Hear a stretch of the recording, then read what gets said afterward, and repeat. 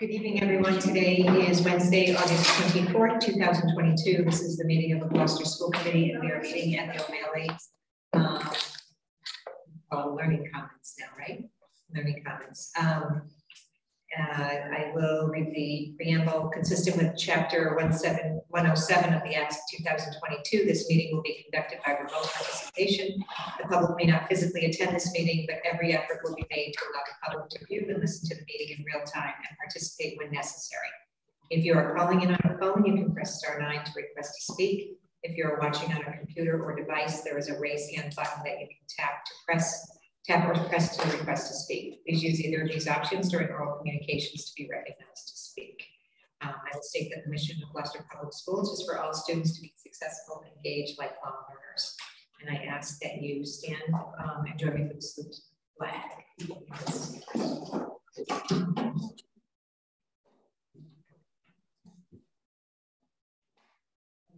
This is the flag of the United States of America and to the republic for which it stands, one nation, under God, indivisible, with liberty and justice for all.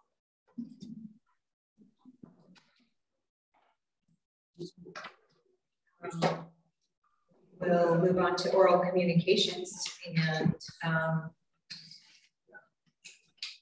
the rules are: the public shall have the opportunity at every regular school committee meeting to be heard under oral communications. Oral communications shall allow any resident who has a request or complaint of any nature relative to the school committee business to appear before the school committee, state their problem without debate, and the matter may be referred to the proper subcommittee. For items that are on the agenda, members of the public may address the committee with permission of the chair. Persons speaking in oral communications shall be limited to 3 minutes each and shall submit a copy of their prepared communication to the recording secretary. The school committee chair shall not allow access to individual performance or character. So if there is anyone in attendance that would like to speak under oral communications, now is your opportunity.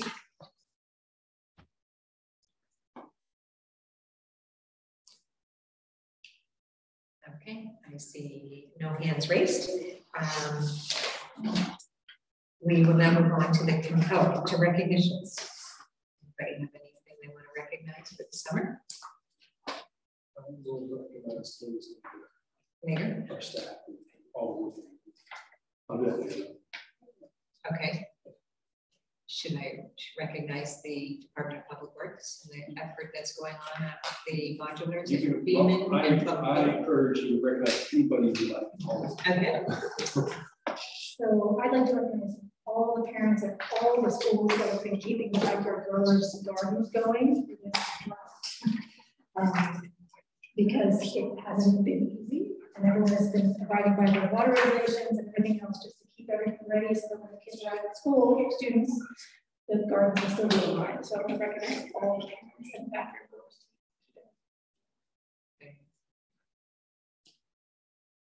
So I have not seen the modulars, but the reports that we've received at school committee and the pictures show that the modulars are in very, very good condition at Beekman and Plum Cove, and projects moving along and will be done and ready for school. So that's a really good thing that everything's at the timeline that kids will show up and they will, the work to shore up those places has been done. And that was really a necessary project. So I appreciate everybody who made the effort and kept that on track on time. Okay. Next item is the consent agenda. Anybody have any items they would like to remove? Seeing none, do we have a motion to approve the consent agenda? Second. May we have a roll call vote? Mayor Verga. Yes. Ms. Watson. Yes. Ms. Wiesen. Yes. Chairperson Clancy. Yes. Dennis Kenny. Yes. I guess I should just point out that this donation from the Susanna Natty, for the Robert Natty Story Corner has been an annual gift to the district, and the funds go to rotate among the elementary schools or among all the schools to replenish library. So we're always great appreciation for that gift. Okay, deliberations on education issues. We have our first item, which everybody is dying to hear. We have a fabulous group of students that have participated. And I assume we'll turn it over to Amy Pasquarello and Matt Custer. I'll set it up just quickly, but I'll hand over to this group because they are more than capable and may not all work. But I just want to say that tonight, the Designations Committee, like our Gloucester veteran students, current and past, with the support from the school leaders and staff, are going to unveil the 10 semifinalists' names for the school. And I'm just really pleased and really proud for this community, for these students and for these two school communities that our students are playing such a central role in this. It's been an inclusive process that already, but we continue to be even more inclusive process as we narrow down the names even further. But just really excited to see the names and for everyone in the community to see the names. So I'll hand over to Principal Matt Busco and Amy Pasquarello to introduce folks and get forward. All right, thank you, Superintendent Lummis. Really excited with this work that we've been doing here. Just come up with a name for our new school. This first slide here is just to sort of go over all the things that we've done, sort of leading up to this moment right now. And we've really been working very hard to get the East Gloucester School and the veteran schools, two communities, to start coming together. We're going to be doing a lot more of that this year. So just a couple of things that we've done. And remember, this was during the pandemic, that the two staffs of East Gloucester Veterans Memorial have come together. We've had multiple professional developments. And we've really been getting the staffs to meet with each other. Started talking about how we're going to be breaking up the teams at grade level. So we've really done a lot of work in a pretty short time due to the pandemic. As we've really spent a lot of time last year, Amy and I getting the teams together. Grade level teams have worked together to plan platooning and special education programs. We've had a few social events after school with faculty and staff. We had bowling night from both schools. I had the best bowling score. I'll stop there. Anyway, so that we've been out together. We've had a very good time. We've had a few combined student events, both for the groundbreaking. We had our third graders go to the groundbreaking ceremony, both for East Gloucester and veterans. And then the topping off ceremony, we had our second graders go to that. And we've been just trying to think of many different ways to get our students together as well. We've started having joint PTO meetings. Both East Gloucester School and Veteran School have had one officer's PTO meeting from both schools and one joint PTO meeting so far. And we're looking to do several different things. We're going to have a trunk or treat and some other things that we do. We're going to combine those for the schools this year. And then, of course, we're like it says, mostly we're going to start thinking about ways that we can share our fundraising together, things like that, but also keep East Gloucester will still have some of its things that they like to do, and there's things that veterans like to do. So keep a little autonomy there as well, because we're both going to be saying goodbye to our communities too. So we're trying to be mindful.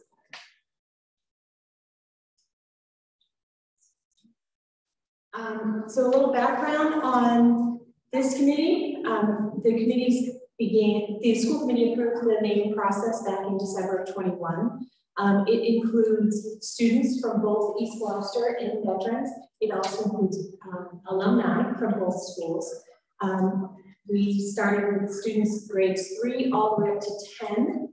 We're going to the new school year, so now we're grade 4 through 11. We have a wonderful committee. We have a larger committee that's here today, but these are the wonderful people that have been here in the 7 months. So it is a larger community committee.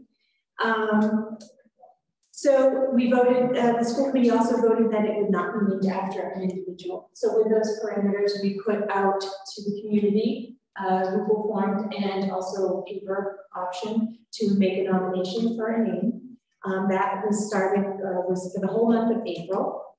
They were submitted online, email, and also there were some written submissions. We had 71 nominations submitted. Some of them were duplicates. So we had about 50 individual names to choose from. We did some outreach to newspapers, email, websites, posters in the public, and social media. And we went from there. We took those 50. Then as a committee, we worked together to knock it down. Yeah, so I can talk a little bit about what our committee work has been so far. We discussed the expectations on the task presented. We've been meeting most Wednesdays between February and June. We had an alumni group, both from veterans and East Gloucester, come and talk about, we had a series of questions for them, just about community and what you know the most about East Gloucester, what you know the most about veterans, Ward 2. And we got their input. It's very powerful. We also met with Adam Kukuru and Veterans Services Department about the naming as well. They wanted to talk to the kids about veterans in their community and what that means to them. And again, we had a series of questions for them, and it's really the kids asked great questions. We got some great feedback. Then we started discussing all the nominations, and we narrowed it down to 10 semi-finalists, which you're going to see tonight. As we did, we thought about the significance of each name to Gloucester, how it honors both school communities, histories, traditions, and of course, the school's values and purpose. And each of these slides is a presentation of our semi-finalists. So the nomination, the students created the slides that we're going to show you. We're going to stop talking and let you hear from the students because that's what everybody wants, who they want to hear from. But this presentation will be put online and out to the public. And at the end of the presentation, there is a Google form where people are welcome to give their feedback on any of the 10 names. It's not a vote, they can pick up to 3 names and tell us what they think. If they love it or if they think it might not be the right one, they can just tell us what they think. But I'm going to stop talking and hand it over to our committee. And first up, we have. So for the first name, it was Cape Cod Elementary. Yep. Can we have you introduce themselves first before we? Yes, so I'm the first group that's going to introduce yourself. Dawn, you want to start? Sure. I'm Dawn Maloney. I am paraprofessional over at Veterans Elementary and Gloucester. I'm Paige Lindbergh. Zoe Jackman. I am Bethany Gallinelli. I teach 3rd grade at Veterans. I'm Carrie Callahan, social worker at East Gloucester. I'm Caitlin Williams. I'm Ellen Laurie. I'm going to teach East Gloucester 4th grade. So the first name was Cape Cod Elementary, and this name brought together Cape Cod, which helps with the ice and has stuff to do with like fishing and really brings it for the community.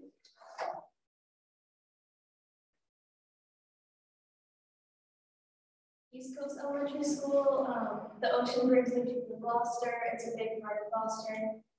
The fishing industry and seafood restaurants are also a major part. Settlers sail the ocean to arrive in Gloucester, and settlers decided to live in Gloucester because of the ocean.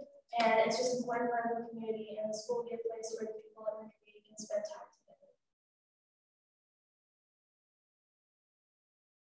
This is the name of East Hill Community Elementary School.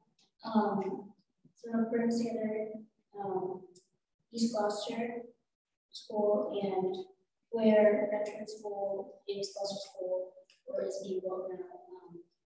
It was all the way up.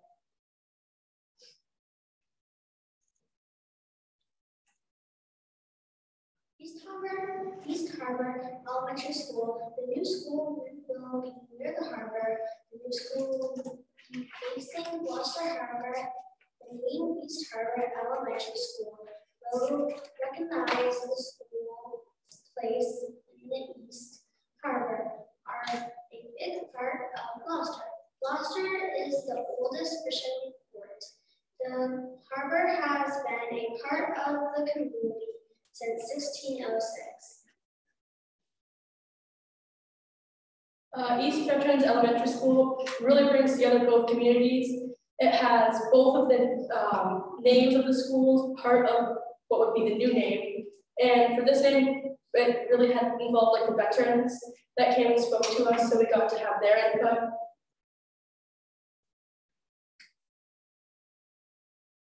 Both veterans and East Gloucester schools face the idea now is a combined inner city school that shares parts of the inner harbor as well as the city.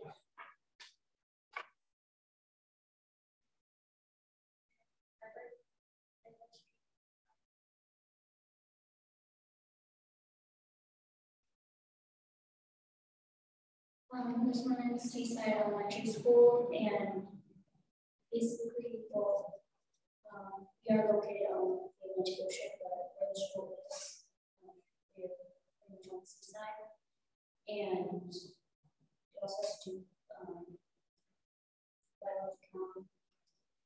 seafood places.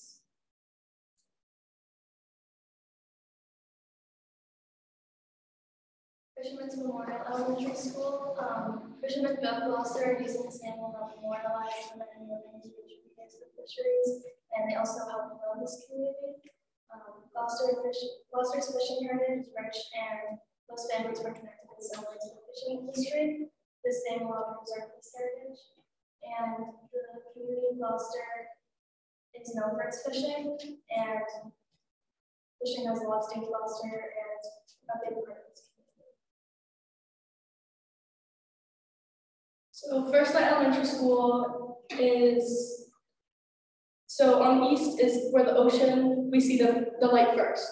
So it's kind of the idea of first light, and then you start school, and it's like the new start for our kindergartners. And since this is a new school, it's the start for the new students.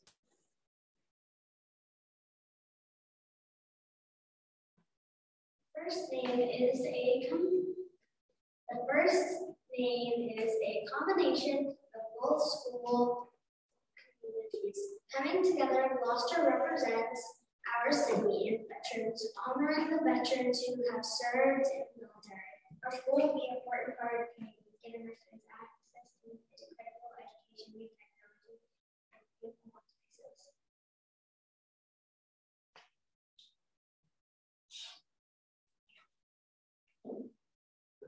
Well, first of all, thank you very much, team. Great job coming up with some fantastic names, taking all the input from the community about those names. I have 50 individual names were nominated. Does the committee have any questions ask either about the names or about their experience so far in meetings? Yes, we have a couple questions. Just, I'm assuming for most of you, this is the first time on a committee. How would you like working on a committee and sharing ideas about the report for us? I thought it was fun just to get to have other people's inputs on like how they feel about the new school and really getting to work with a bunch of different people on a big project like this. I thought it was fun. I would say the same thing. I thought it was cool to talk to other people and work in a big group and be a leader and have a say in the big things in the school, and it's fun to work with. I found it really fun like getting accepted. It's very big. It's like not very fun. I thought it was fun. I have one thing to say that's been in such a big process thing. That not like one people. So Maybe it's the first time. and you also got some VIP tours of the building, to sign the V for the top home ceremonies. They have a little extra special opportunities as well to participate. And who are we missing from that committee? We're missing 2 3rd graders from, rising 4th graders from East Gloucester. Penny Gibbons and Brandon Simon. We're missing Ryan Brigham, who's a rising 5th grader. We're missing our middle schoolers today. I think we had our Addie Nero and Janelle Bernioni. And then from veterans who were missing. We're missing rising fourth grader Iker Ariaga, rising sixth grader Ava Harrington, and Natasha. And DS. yeah, and Sophia Andrews is another high school that's on the committee as well.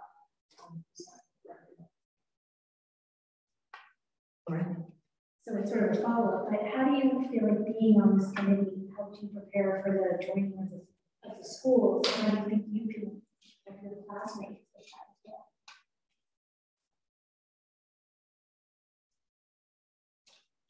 I won't be going to school, but I think it'll be like helpful because, especially for these kids, because now they already know each other when they combine schools, and like now they're a part of like their names are in the building and stuff like that. So it'll just be more like, won't be such a shock when they all go to school together.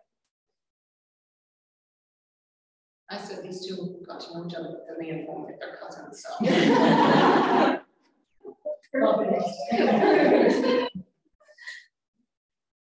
And since you've done some exclusive site visits, is there something in particular you're really looking forward to going to the new school that you're seeing in progress? Or reflect on if you had been able to have the opportunity to have this school. Right. I'm just excited to see what it's going to look like, and the fact that our names are all in the building, I think is pretty cool. I think like the school, like I think the people that will be able to go into it, they will really like it.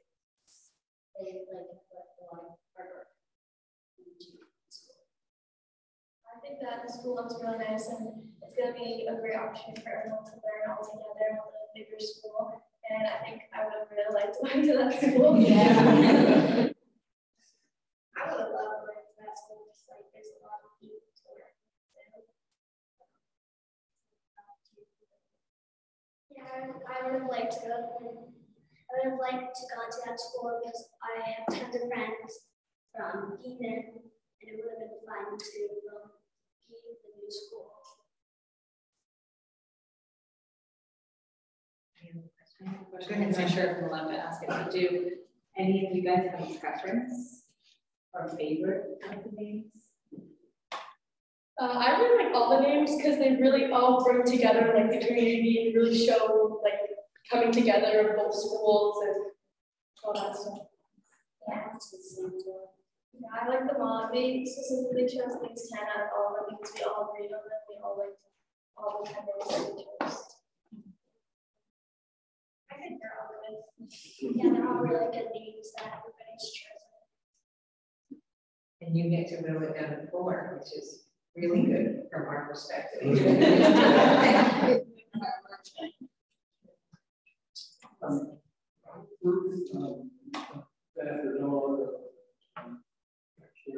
We think we want and we think the great support is given more in school. Anyone knows about the process of working with kids? Well, anyone here probably knows that I've been advocating for a long time for a new building in East Gloucester, so I'm just excited that I get to get in there before I retire. We'll go to the plans. I loved working with the kids. I think they did a wonderful job, but especially doing the research for each one of these slides. They really put time into it, researched it, they researched the images, and they did less in fact checking, which is great. So I'm excited about being able to work into a new school. Yeah, I loved working with these guys. They're all good workers, they're fun, self-starters. They did good work. We didn't have to do too much. And they all jumped right in. They were great workers. Next steps, unless any more questions. Yeah, thank you so much. So just on the next steps, I'm going to share my screen here. This works. Oops.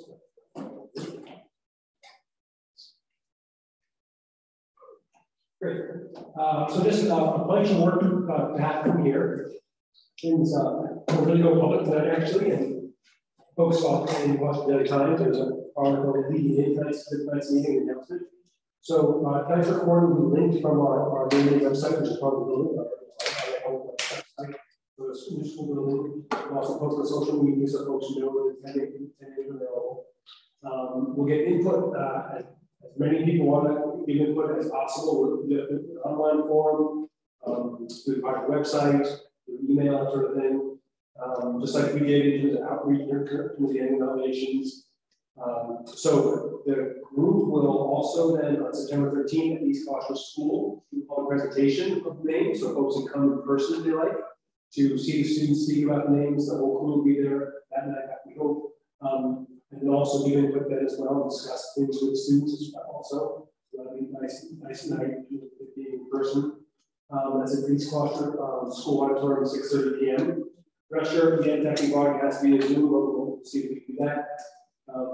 And then the committee, the students will take all the input they get about the 10 semifinalists and do some tough work to narrow it down to 3 or 4 things. But they're going to be bringing September 28th up to 4 finalist names to the school committee.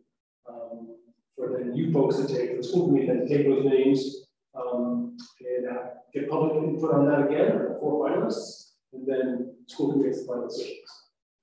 Before it gets to school committee, we get a lot of input from community members, students, and staff. They want to. These guys will do a great job of delivering about all that input. And 3 or 4 names about that. Questions about the next steps, the process? So, thank you so much, students and staff support as well. Did a lot of work so far, and it's going to wrap up a little bit here, but I know we have more tasks and really looking forward. And there was a lot of anticipation for tonight. This no one to let anything out. So yes, we get it all brand new to us. We're really excited to hear that. Thank you for keeping it quiet. That's a difficult thing. People asking. Yeah. Thank you for your time so far, and thank you for good luck.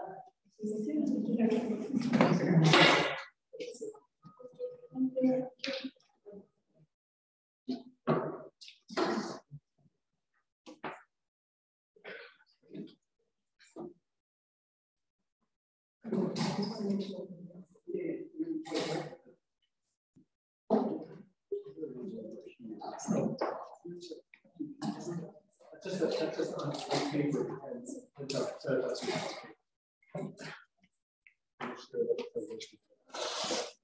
I'm going to go over to next to the mayor because the backlighting is not good.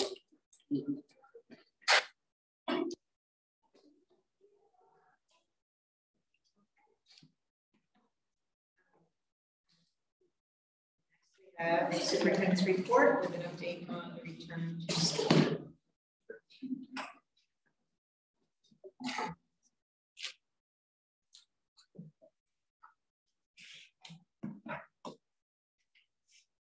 All right.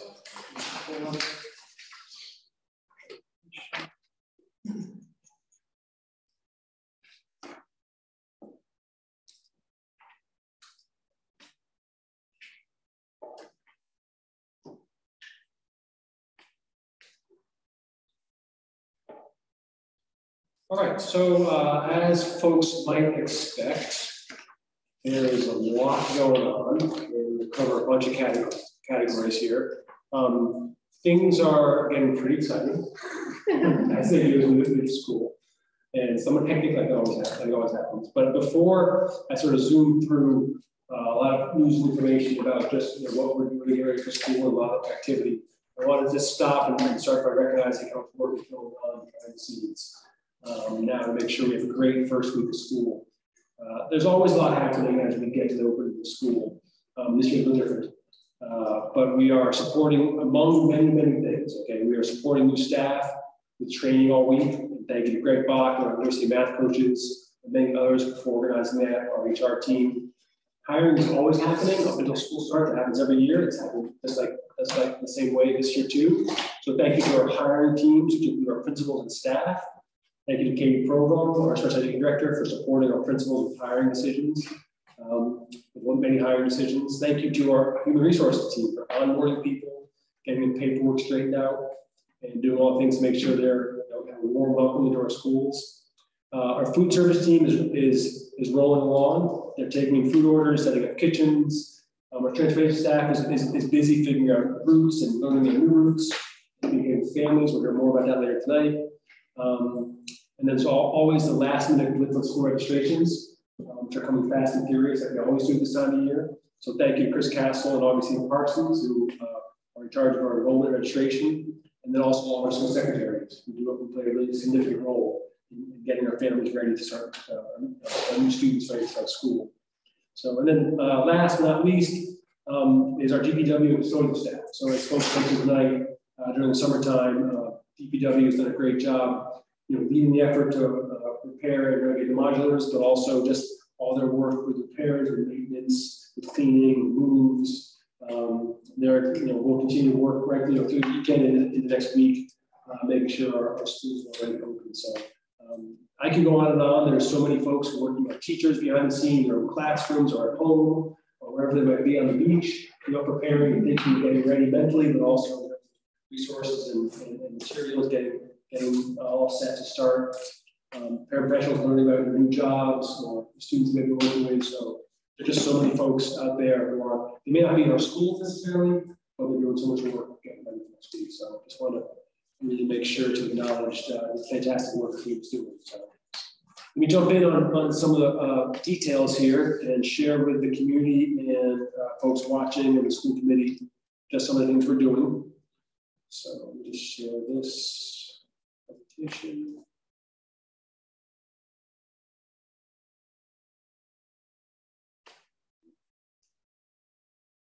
So everyday matters in Gloucester Public Schools, as we know. There's some nice photos from last year. We'll be adding photos from this year as it gets going. Tonight, we already talked about the naming of the Veterans East Gloucester School, Consolidated School. My superintendent's report tonight is going to cover a pretty good amount of information, COVID protocols for upcoming school year. There'll be a school handbook update. Some of our principals will help you understand some of the very limited changes. Talk a little bit about school safety, emergency preparedness, summer professional development and training, and then transportation readiness as well. So just in terms of COVID protocols, the headlines. So here are a few headlines in terms of the top line pieces for folks to remember. One, as we did so well last year, and even better the first year of COVID, 2020, 2021, daily hygiene practices will keep us healthy. We really need to reemphasize that in a very strong way. I'll talk more about all these in a moment. We continue, as we have since 2020, to follow the Department of Public Health and DESE guidelines. We'll stick with that. It serves us very well. We'll continue that. Just so people are thinking about this, but COVID continues to be dangerous. We know that. But the vaccinations available to all students and all staff, available remedies, available like they weren't last year, less severity in terms of the types that are going around. We are moving, I mean, when I say we, our society is moving toward more of an endemic stage of it rather than the pandemic. That results in a number of things. One, state guidance has significantly reduced protocols and practices, including on masks. Masks will only be required for those returning to having COVID. I'll explain that more in a moment. And then COVID vaccinations will still continue to support and encourage all staff, students, and families to get vaccinated. It's of course their personal choice, but we do know that vaccinations help reduce the severity of COVID for all people. So just to go into detail on all these, daily hygiene continues to be the most important aspect of trying to limit transference of germs in any organization, but especially school. That includes hand washing, sanitizing, covering the mouth and nose when you cough and sneeze. This is basic, just basic hygiene, but always good to remind folks. Hand washing, sanitizing, some more of that, and then staying home when you're sick, of course, okay? And then also some more hand washing, sanitizing. So that's actually, and all our sanitizing stations are still operable in all our schools and are refreshed and reloaded when they need to be. But if we can just keep on reminding folks, even just that would be helpful. I think the fourth bullet is more worth. That's also important. And that's a hard one, you know, it's a hard one. We've always, you know, in our society, largely we try to keep on going. If you feel sniffles or feel cold, that sort of thing. But you know, even if folks do come in when they have feel a little bit sick or stuff, that's also a great time to wear a mask, you know, and help protect other people. You know, so we'll talk more about that in a moment, but I want to make sure folks are thinking about hand washing sanitizer. So quarantine isolation. So this is significantly different than the past couple of years, and really quite similar to what we were doing at the end of the past year. So if folks think of that. But if folks test positive, so students and staff test positive, it's really the same as it was at the end of last year, must be out of school or work for at least 5 days. Folks may return after 5 days if they have no symptoms, or if those symptoms are resolving and they've been fever-free for more than 24 hours. Okay. What's really important, the only place where we're going to have folks, you know, they must wear masks is when they return from having COVID. And that's aligned with the state guidance. That's through day 10. And we'll have these posted, and our nurses and principals and folks are always there to help clarify for new staff or families. But day 0 is the day that you either start having symptoms or you test positive. You start counting day 0 that first day, and then 1, 2, 3, 4, 5. Folks come back after day 5, so on day 6, they can unmask after day 10 on day 11. So that's really good. In terms of other exposure to COVID, we won't be quarantining or isolating with close contacts. If you have no symptoms, so if you've been exposed, for example, at home, you know a family member has COVID, if you have no symptoms, you may continue to come to school or work. You're encouraged to wear a mask. That's the case. Folks will know their family situations better than we will, but folks are encouraged to wear a mask if they know they have some exposure to COVID. And the Department of Public Health recommends, and we're recommending, and make sure people know that the recommendation is to self-test on day 6. Folks can self-test regularly, you know, even more than that if they like, but in terms of the incubation period, day 6 is the recommendation. We stopped our contact tracing in February, and that'll stay as is. We won't, as we had in the past for about a year and a half, you know, the contact tracing team just telling people who they've been exposed to. That stopped in February and isn't anymore needed. We pause there. That's a bunch of important information. We just want to give the committee a chance to either ask questions or discuss that. All right. So just a question about bullet 4 under quarantine isolation must wear a high quality mask of data. So 2 parts. I thought we had a discussion last year which said that we couldn't enforce that because of privacy issues, right? So if someone's home and they come back, how do we regulate? I thought we had that precise conversation last year. Sure, and we did, and we still went forward with that. You know, so that's the real clear guidance that folks must do it, and we're clearly communicate that. You know, and we'll have our nurses help as much as possible to make sure people understand their timelines. Okay, so you know, we're tested positive on March 10th. That means that you're go back to school on March 16th, right? Please know that you should wear a mask until the state. It's not necessarily enforceable in the sense we're not going to know or keep track of everyone we used to, but so it really is an honor system. But the clear communication will be there, the clarification will be there, and keep on the training. And that's a rule, that's not a recommendation. Yeah, yeah. And the second part of that is high quality mask. Yeah, so that's, I mean, that's sort of has been our policy guidelines since the beginning. So we had masks available last year, the KN95 right number. And so we still have those available for schools to hand out to students or staff. So we have thousands of those still around. So folks will bring a high quality mask and But we're not questioning the choice of mask, I guess. No, we'll remind folks if folks are wearing, you know, in many ways here, if folks are wearing a mask, they are making the choice to wear a mask. You know, meaning most likely they'll be doing that. So I don't think that is or remind folks if necessary. We'll help you know, or educate folks. Yeah, educate folks on, yeah. It's not gonna be, we're not coming down hard on everybody, not keeping track of what you wear a mask, but should, we're going to educate them, support them, and folks will do the best. Question on the first part of your report, before the. Yeah. You mentioned we're hiring right after the first day of school. Yeah. What do we have for vacancies now? I know we're still bus driver issues. Any other major vacancies?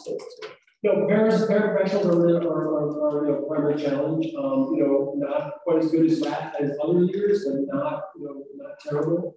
We're hiring more folks every day. There's no significant teacher out shortages. The transport department, you'll hear from Laura a little bit later in terms of that. But it's a challenge across the country. But I will say this: I think we were all more concerned about 2 weeks ago. And our hiring teams have really done a tremendous job for teacher vacancies. A very limited number of teacher vacancies at this point. There were more last year.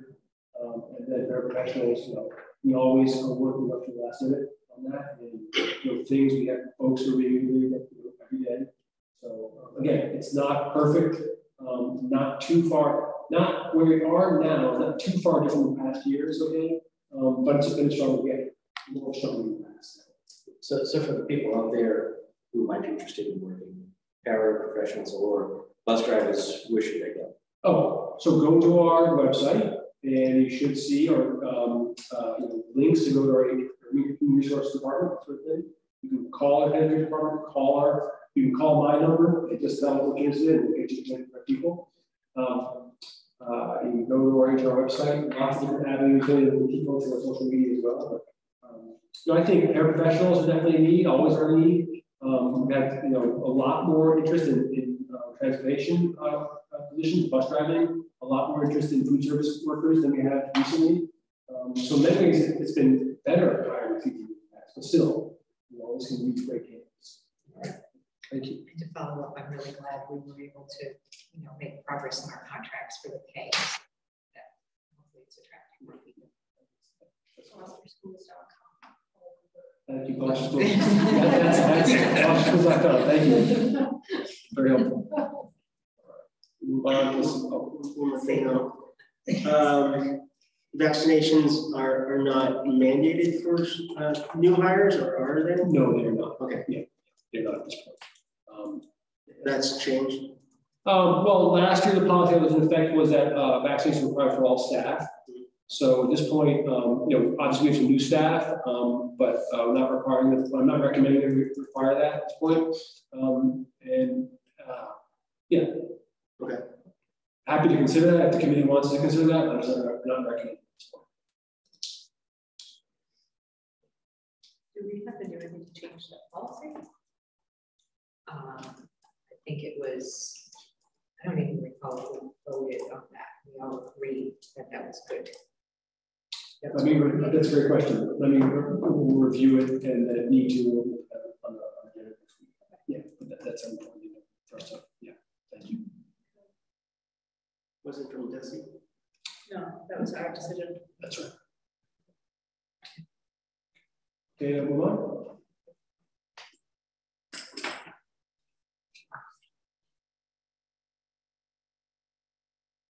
So mask and face coverings. Sort of covered some of this already, but that student staff who returned from COVID was wear the mask or face covering through the 10th day. And our health offices, just like last year, towards the end of the year, masks were required in all health offices.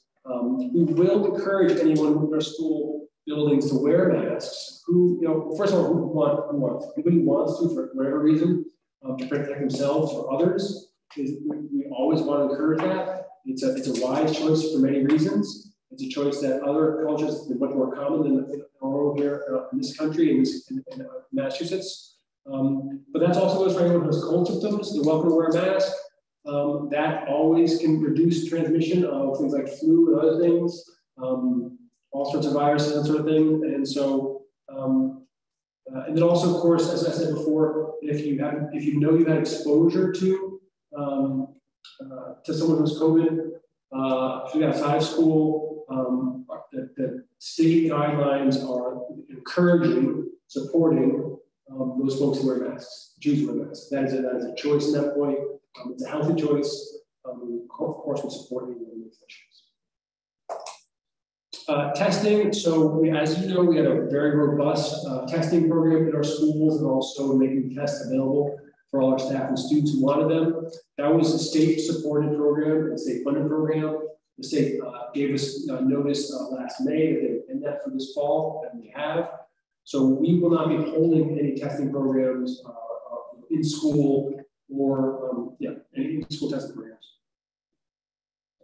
And really, I think the rationale, I don't want to speak for the state here in terms of that, but this point, rapid tests are much more widely available than they ever have been, much more widely available than they were a year ago, much more commonly used. There are a number of avenues for getting free or expensive tests, either at-home tests or even at the Maryland parking lot. The Gloucester Health Department continues to have a free COVID testing site, pretty much 6 days a week, I believe. That'll continue.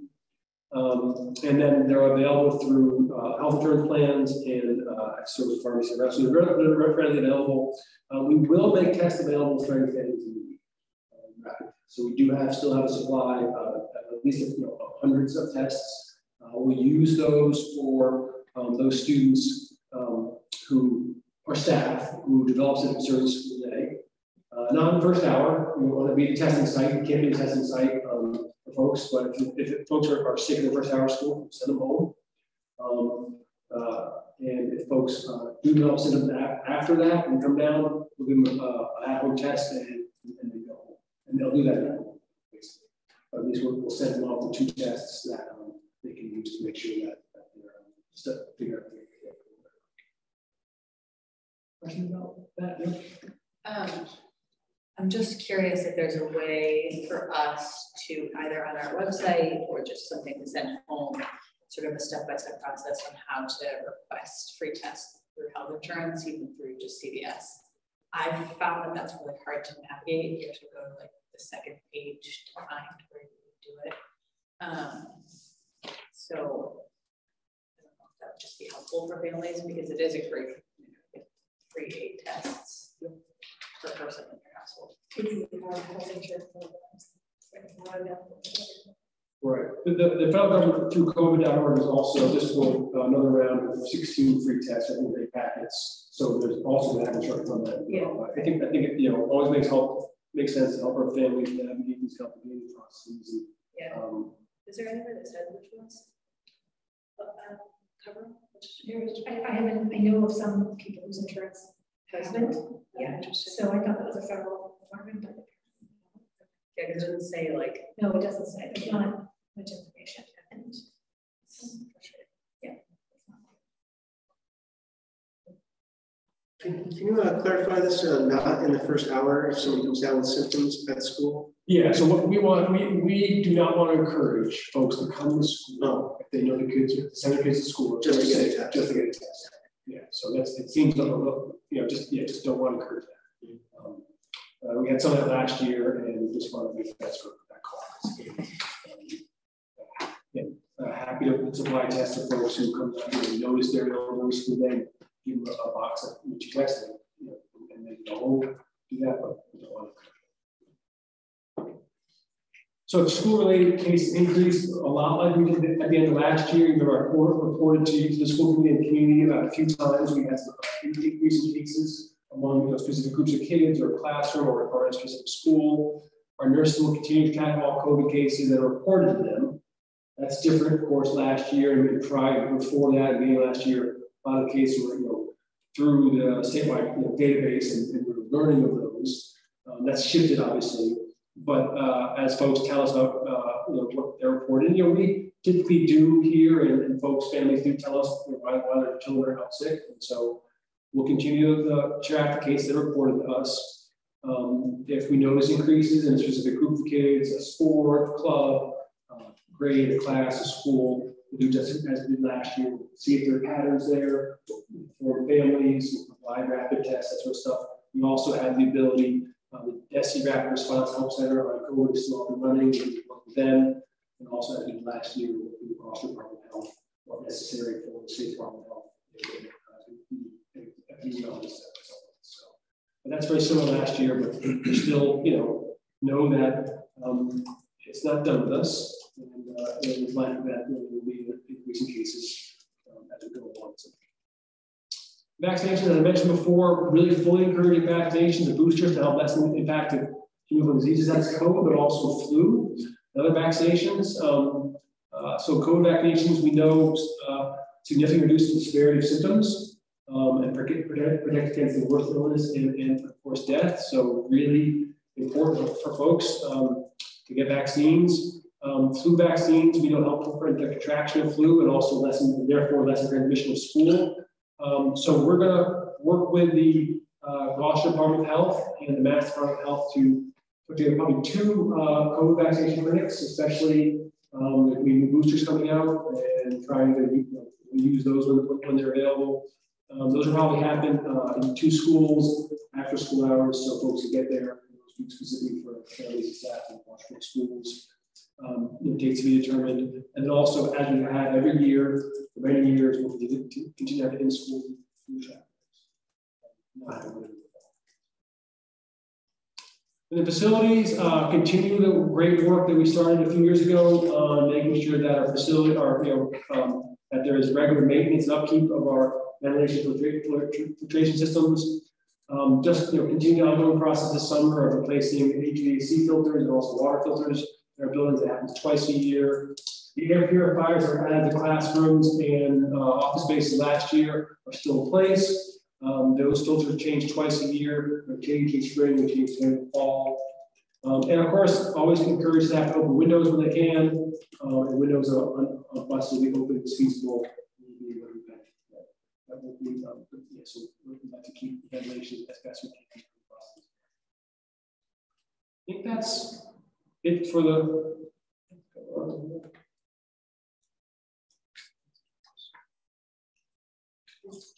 Double. Yeah. Excellent. Copy paste. Sorry about that. I'll give it to you twice. It's right. I'm ready to move on to school emergency preparedness. Did you skip over the school handbook updates? Oh no, that'll be right after. Oh. Just quickly, 2 different things we do every year, and 1 new thing. So again, this summer we have our annual readiness meeting with the chiefs of police and fire chief to discuss pressing issues and get updates. One thing we learned is that the protocols and practices that we're been using in Gloucester and the Gloucester Police Department, Fire Department that we've been using with us are now being adopted statewide, and so specifically, Chief Connolly was very pleased that there's going to be some real consistency in terms of some of the basic procedures and practices they use in responding to emergency incidents. On that, not too much news for them, but we always discuss emergency plans, evacuations, that sort of thing in that meeting, and so again, the same way. The principals were involved, Mr. Bach was involved in that. Our CFO was involved, just so we understand some of the things that they do about and answer questions they have and follow up with any information back. Just want to, those are discussions that are not in public. That is right. So, because people, after the horrible things we see in the news, people's first reaction is, we need a report, a report before the city council from some other body about what, we're obviously not going to tell people what we do and what our plans are. So just sort of remind the public. Yeah. Don't hold your breath for that. Some things are better kept secret. Yeah, and then we like I did last spring, the school committee and the public is giving you an update of the drills and trainings we do, just as I'm doing right now. But if that's we keep it on the surface level, just like tonight, and so you're exactly right. So that's something we want to go into detail and let people know. But we do want to make sure that our staff and students are well prepared. One of the biggest things in talking to Mike Gosselin when he met with our school leaders just last week was, want to make sure folks that are well trained and understand what to do in the situation. So there's flight, there's also freeze. And freeze is the thing we want to make sure people need to have them, respond well, be thinking, be active, respond to the situation at hand, and only can do that if you can drill them fast.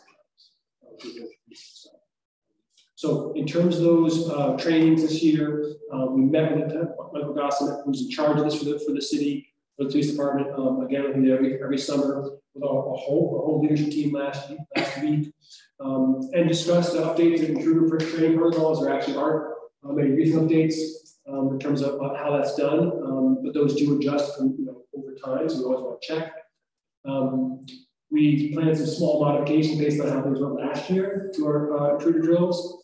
We're going to have 2 developmentally appropriate drills in each school this year. One of those being scheduled basically. So those drills really differ, depending what sort of elementary or high school. The more complicated to go up, also more clear. We want to make sure people know what to do, staff and students know what to do if necessary. But we are also very conscious of just folks' reactions to that, the possibility of danger in our schools. So make sure that that's handled very well, very sensitively for students, definitely, and also for staff. Questions. So the one thing that we don't keep a secret is parents are notified before these occur. Correct? Elementary schools. Elementary schools. Okay. Right? Am I saying that right? We tell them. Oh, after. Like that day. Yeah. So how does somebody opt out of one of these then if we're not notifying parents? Like if they don't want their student, their kindergartner to do this? I think what makes sense is the first is a phone call with the principal to learn more about it. Okay. Because when I say we're very sensitive to the developmental age and especially students and what might be cause anxiety is so that's part of the way to design. But it's absolutely okay for a parent to call a principal or a teacher and ask more about them, and then we can get either principal or a counselor to talk that through. I seem to remember getting an email that there was going to be a drill at one point, so I'm just curious if that's consistent across the board in elementary schools. The first year we did it, we did send out emails, but we haven't sent. The emails come out after it's complete. First year we had parent forums. I personally had one parent show up to the parent forum, and it was the same parent that I had a meeting with 2 days before to prepare for them.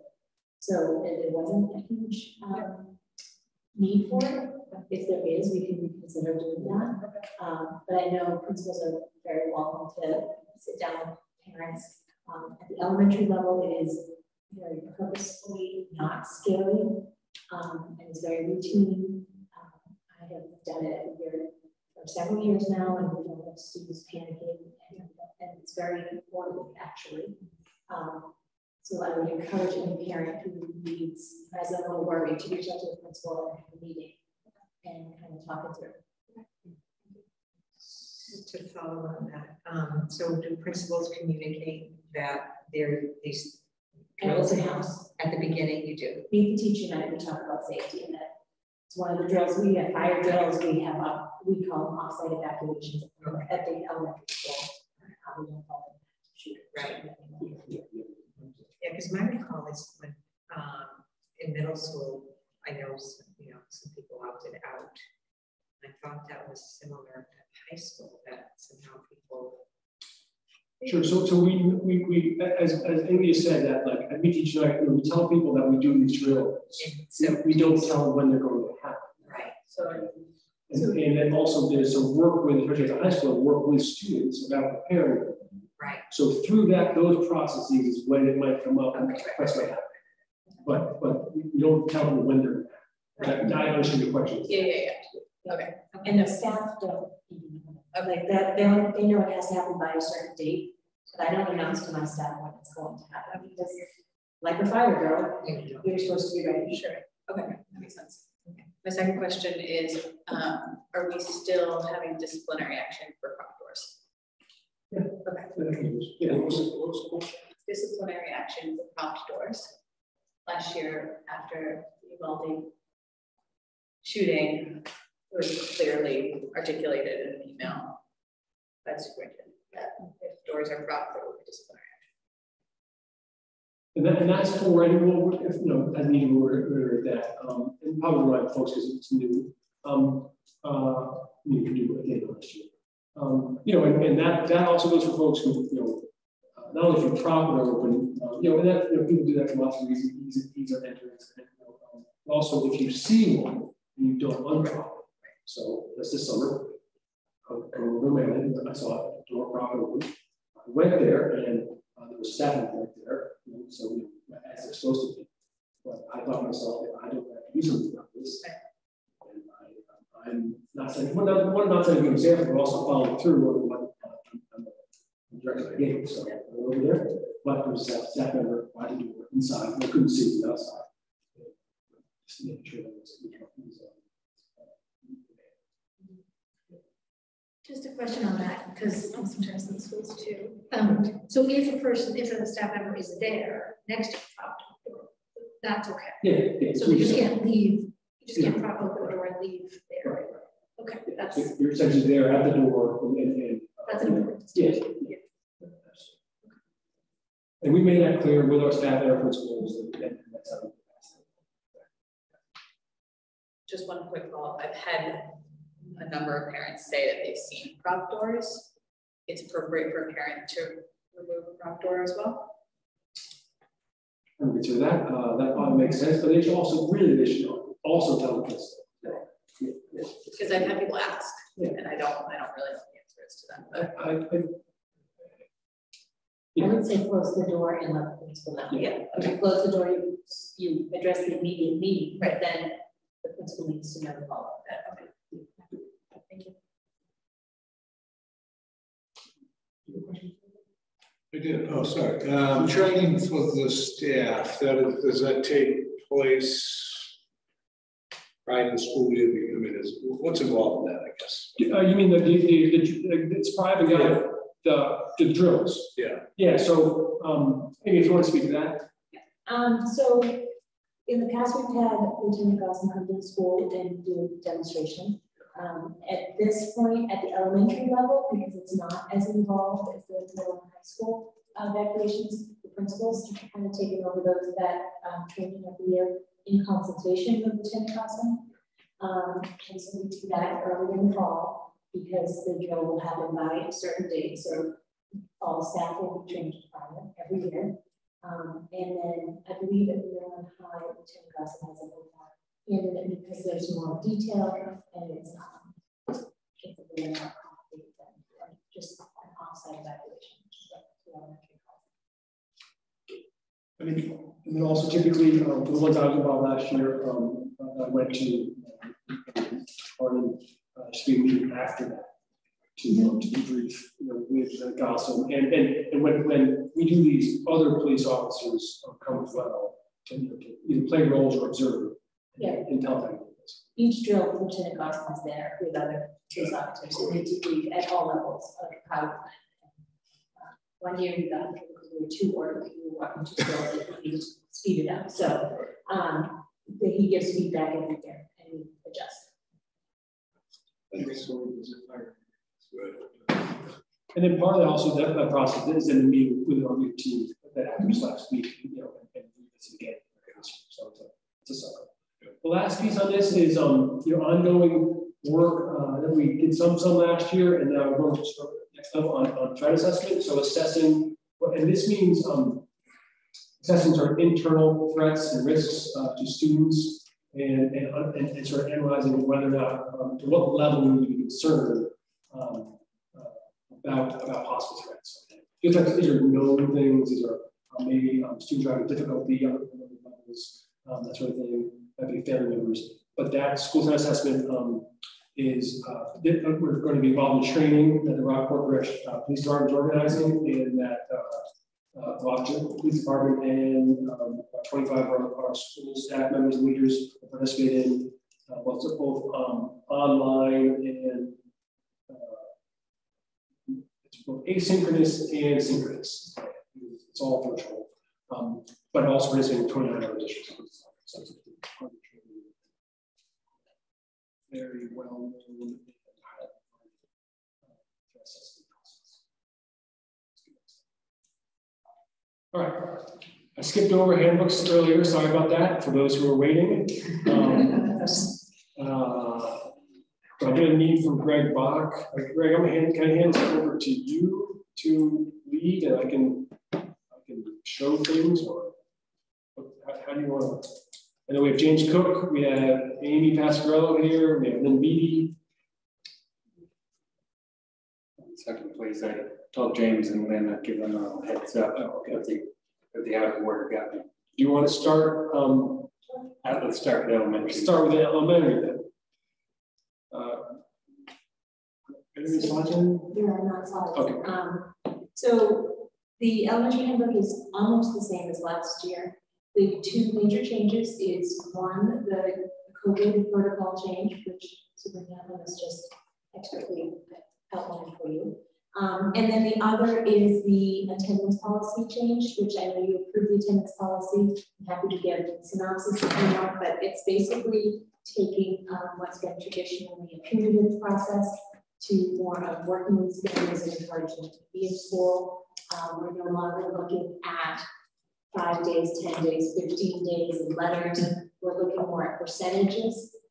So for example, a student who misses the first 3 days out of 10, the percentage is much higher and they're on track to be chronically absent. So rather than waiting for that student to get to the 5th day for the first letter, we're going to interact with that family sooner and be more proactive to try to get them to be more attentive, to improve their attendance. So the only real change to the handbook are those two things. Other than just dates and periods. So I was particularly attentive to the attendance section, and it's all out of whack, just spacing wise.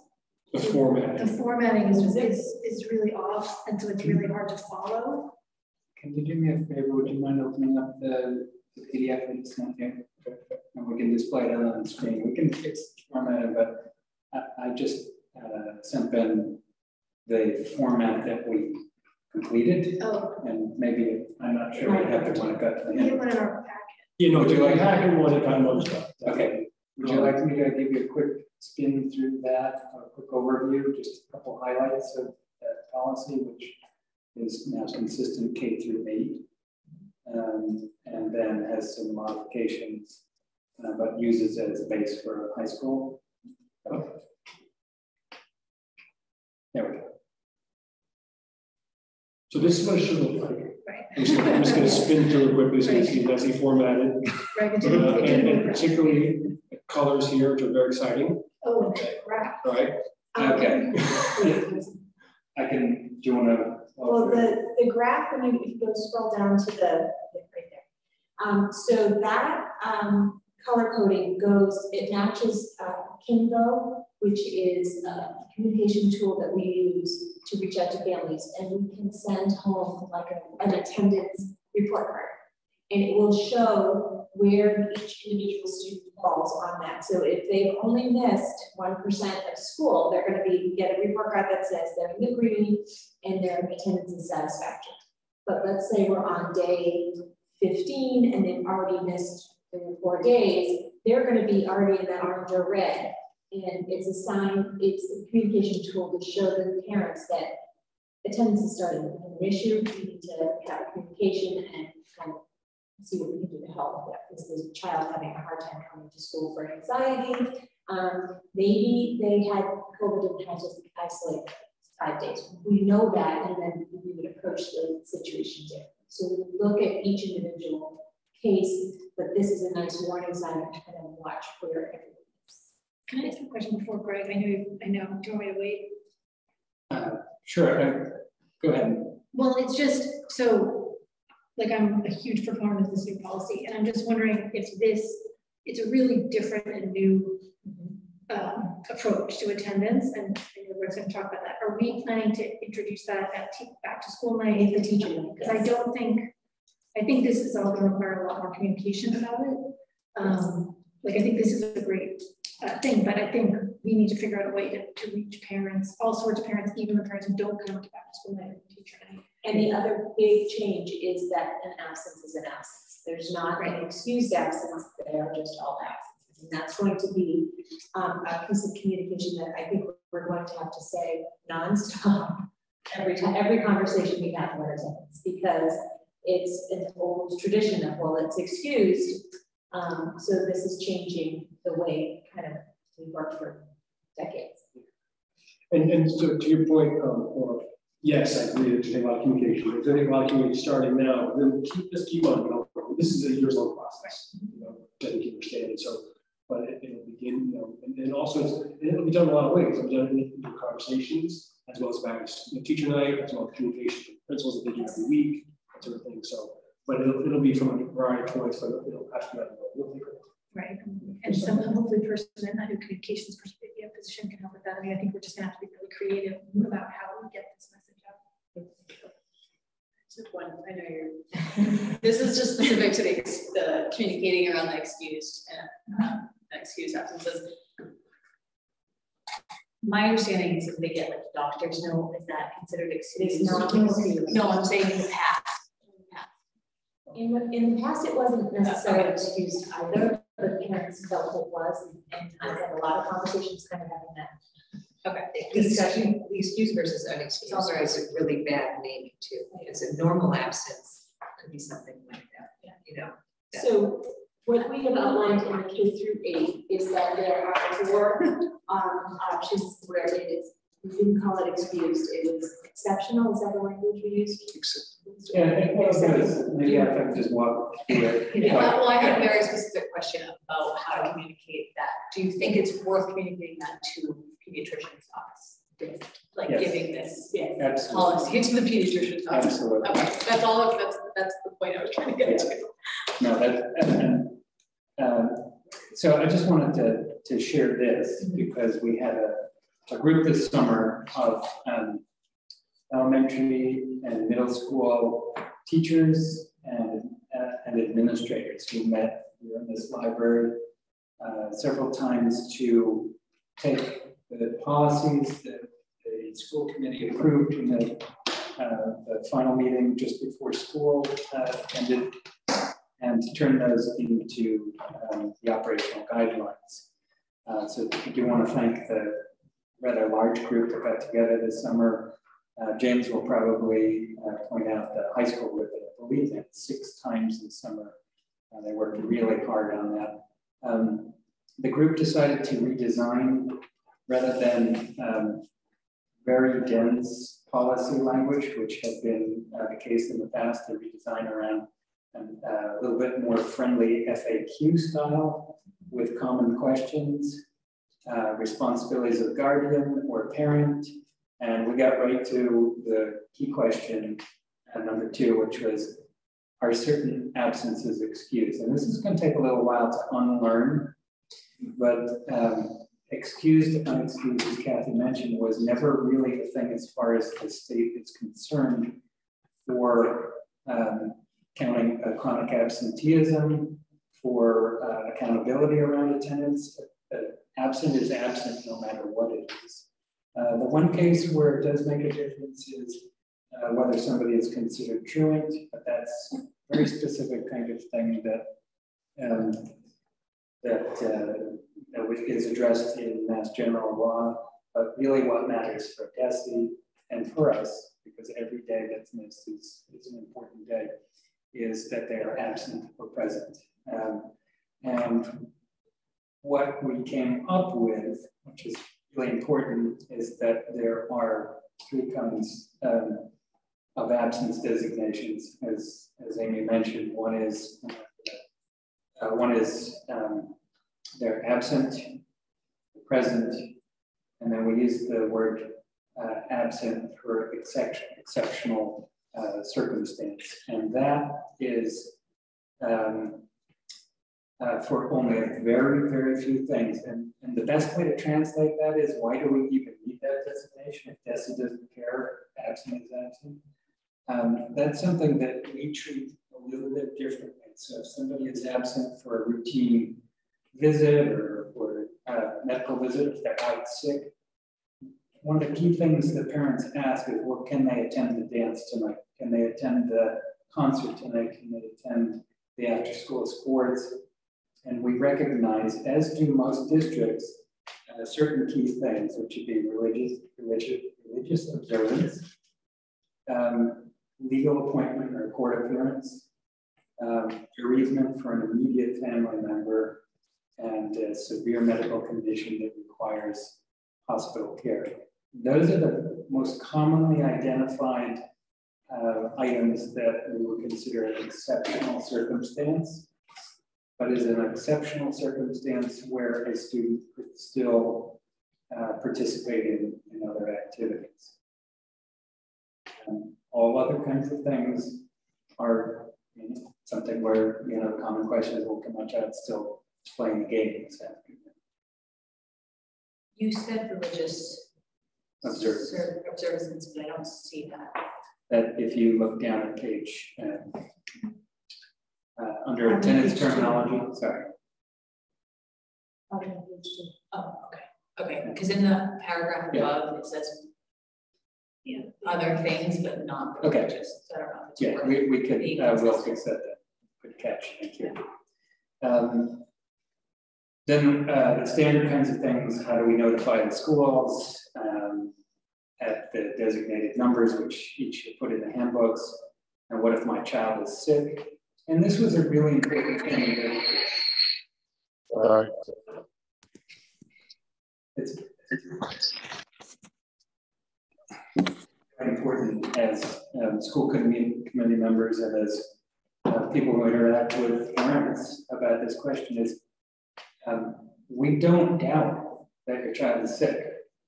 We don't doubt that at all. So we're not looking for an excuse, and that's a judgment call, whether we excuse it or not. That's not what we're looking for. We still want to know why your child is out. We want to know whether it's a vacation, whether they're sick. We will treat, our response is going to be different based on the reason. And so the attendance teams, principals, everybody is going to be looking at absence and why, and that's going to be a different kind of conversation and different kind of outreach for different reasons. And that's what matters most. So we still ask for people to call the school, let us know when the child's going to be out and what the reason is. Then we have the attendance terminology. Ben, if you want to kind of scroll down with me. Can I just make a comment too? It seemed like the color coding also, where it's 0 to 0, but green is still okay. Like it's not that we don't expect your kid to be 100% attendance. There are predictable normal absences for no one's healthy 180 days every year, right? So those are in the green, and of course we know those are happening. We followed we'll give the terminology we covered, and then these are the actions that Amy shared with you. If your child has missed 5 to 9%, she covered the chart, which perfectly matches our Kinvo reporting, which you're going to see and hear a lot more about. And that's where a parent will get a attendance postcard, digital postcard, and it will show where on the scale a child falls. And what I'd like you to take a look at is the next page. Then go a little bit further. I think this is important to pay attention to because in shifting from 5, 10, 15, 20 days to percentage, if we will be identifying students within the first month, because if you miss 2 or 3 days or 4 days in your first 2 weeks of school, you're on track to miss a tremendous amount of days in a year. And that's one of the big shifts. And so we created 2 practical application kind of scales. One is for an example of if you miss these number of days per month, by mid-year, only 90 days into the school year, that translates to, let's say I'm missing 2 to 3 days a month. Doesn't seem like a lot to a lot of people, but that can be 8 to 17 days and missing almost 4 weeks of school by mid-year is the impact to a child's education is just a tremendous impact. And so this idea that it's just a couple days a month, it's a really big deal. And so it's important for them to understand the trajectory. And we will be responding very early. If somebody by a percentage of days in attendance, so if a report is run after 1 month and somebody has missed 3 days, they will be on that list for outreach. We matched tardiness to attendance. And then there are some routine things about dismissal and vacation, and then links to the policy. In reference to communication, one of the things that the group talked about that we knew we needed to do as soon as we could catch a breath and get some of the other things started is for open houses to have a small group will prepare a common presentation for open house, and a same group or maybe a different group will work on 1 or 2 page infographics for parents that can be emailed out, printed, talked about it as parent conference, but just as something really user-friendly, very visual, and helps understand. So there's going to be a lot of communication with staff members to help them understand, how do I talk about attendance now, and how do I talk about excused, unexcused? And it's going to take a little while to unlearn some past practice. Just, and you guys are the experts at this, but as from a parent point of view, anything you can send home in folders, like that someone can put on their fridge, yeah, and not have to go to back to school night, not have to look at an email that they got about, you know, just, I know that were toner issues last year and all sorts of things, but I do think like something in hand as often as possible is particularly elementary is really I don't think you can underestimate the significance. It's old school, but it's, I think, to have something a person can look at when they're tired after a long day is a really significant and important part of it. Any other questions? I saw the 0.5 thing in the chart you had there, 0.5 days. Does that have to do with tardiness? Because I thought dismissals weren't counted as absences. Like if I say take my son to a doctor's appointment and they had to get out of school like after lunch or something, I thought that wasn't an absence, and 0.5 is again, it's sort of simply demonstrating. Yeah, okay. Yeah, so I just want to make sure I understand the policy enforcement. But policy is, if somebody is dismissed and they are missing more than 50% of the day, that does count as an absence. Right, that's what I remember. Yeah. If they don't, they're being dismissed an hour, or late hour, an hour early, that counts as present. Okay.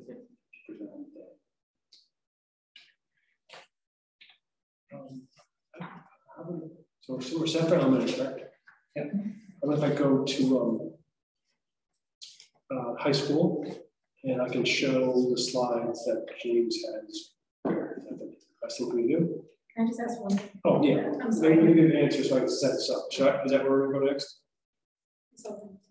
Yeah, okay. Yeah. Great. So there was obviously a lot of pages of a handbook, so I'm not sure where this was, but I did see, it may have been middle school, the face coverings policy was still in there. So I just wanted to figure out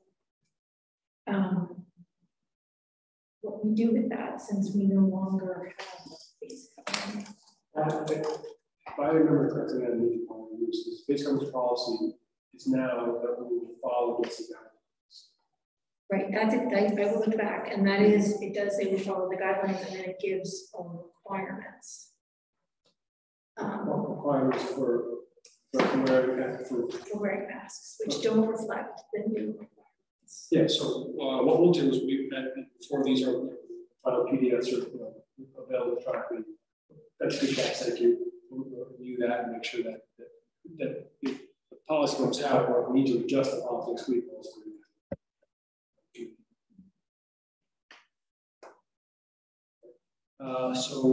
James Cook, you there and available? I'm here, ready to go.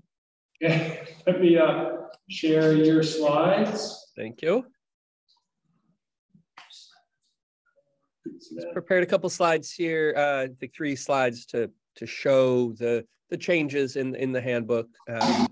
So the first slide refers after the title slide refers to what the you've already gone over the new attendance policy. It's hard to hear, so now speak now. See if we got this louder, James. Okay, can you hear me? It's a lot louder. Not too loud. We're adjusting. Thank you. Okay.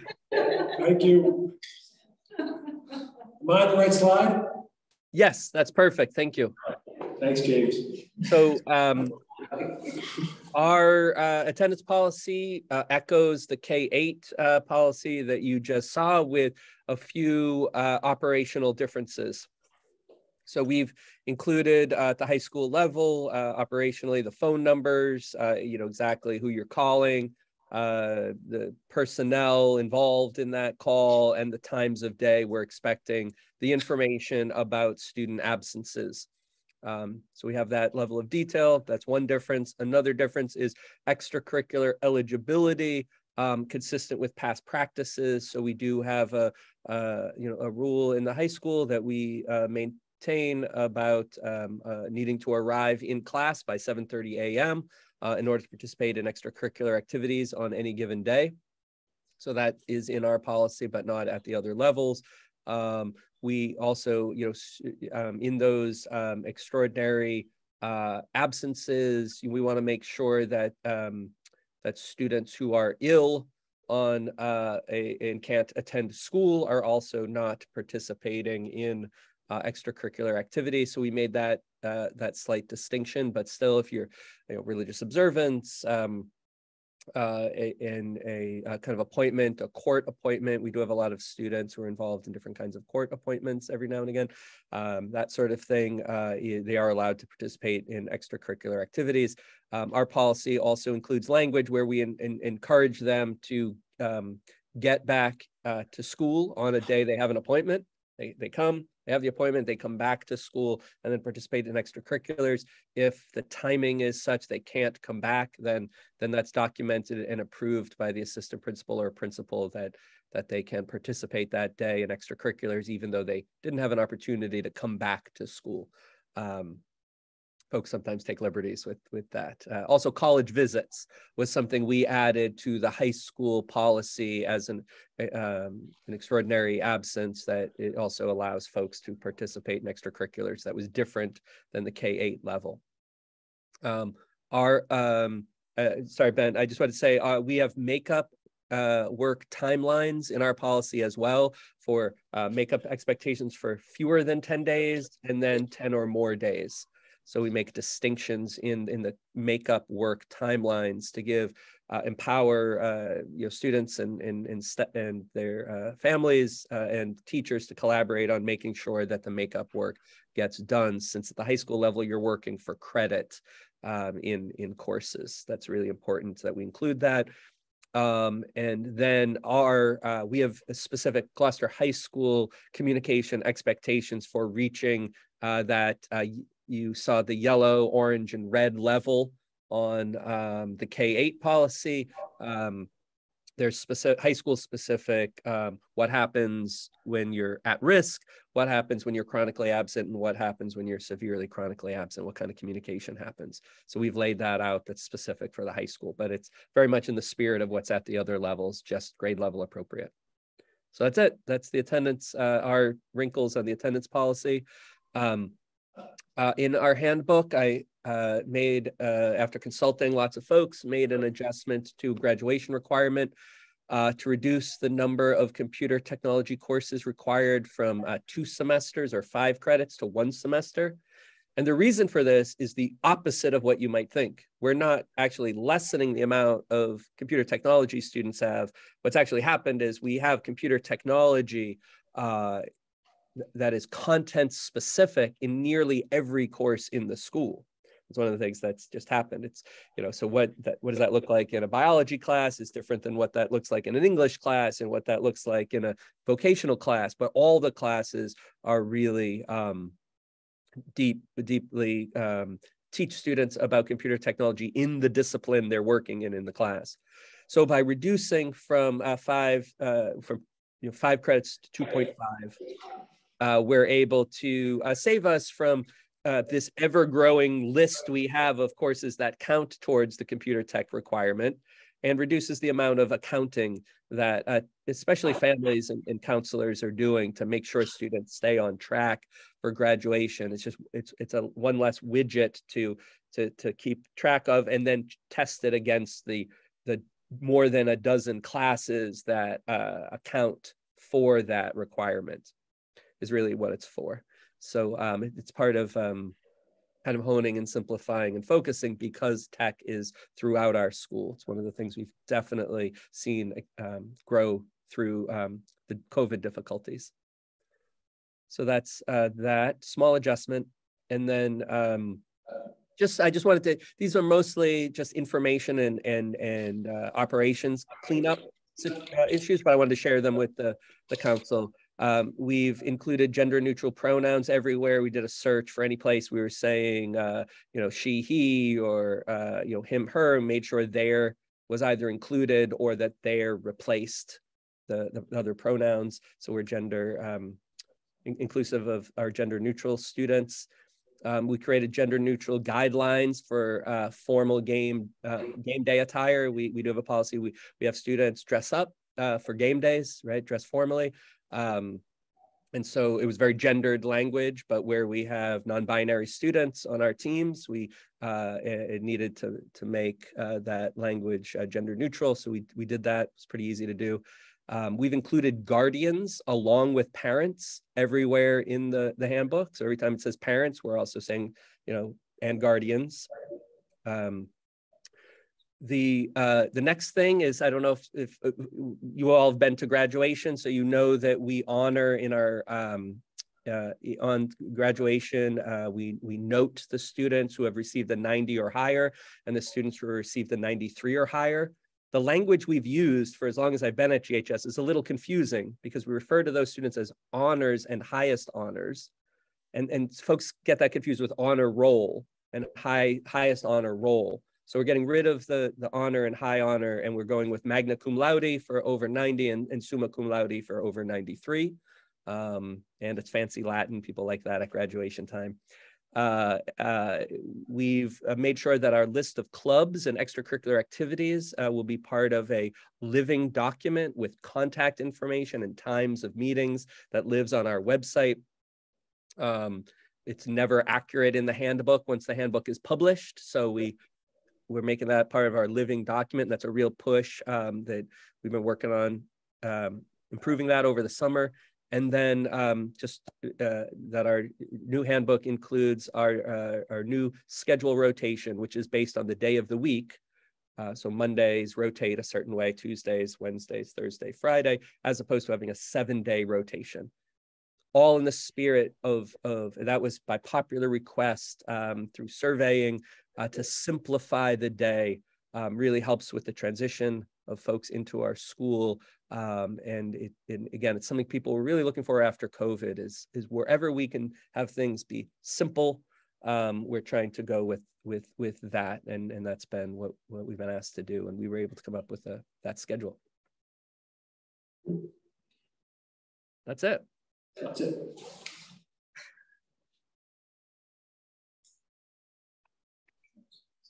Go ahead, Lauren.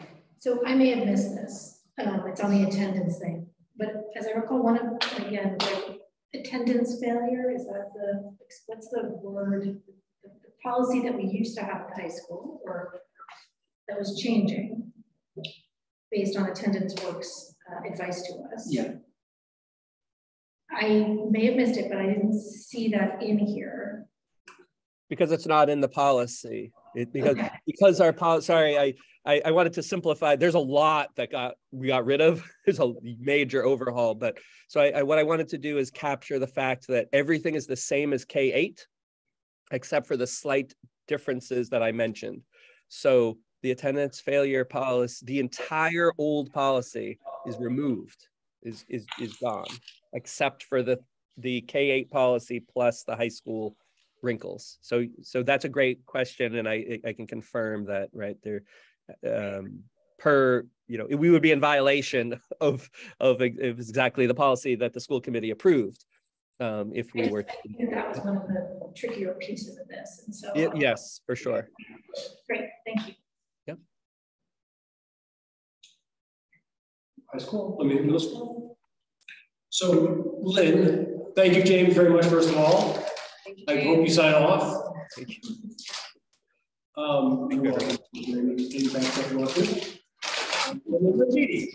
Hello. How is everyone? Doing okay? We're using your school. We're using your school. I know it's really weird to look at it from this angle. I have to say, I feel like I'm above you somehow.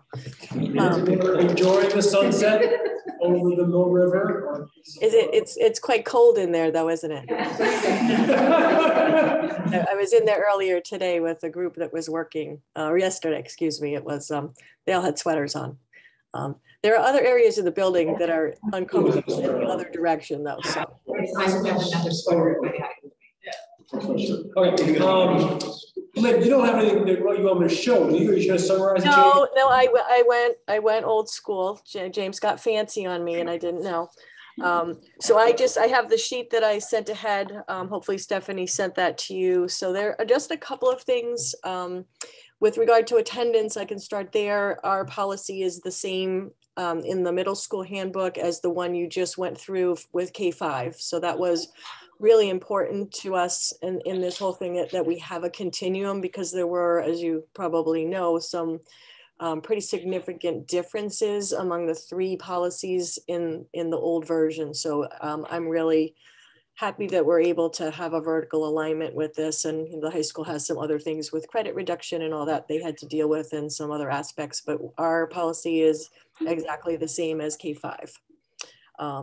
So it, again, will replace in both the entire policy that was in our handbook on pages 12 and 13 previously. This policy takes that place.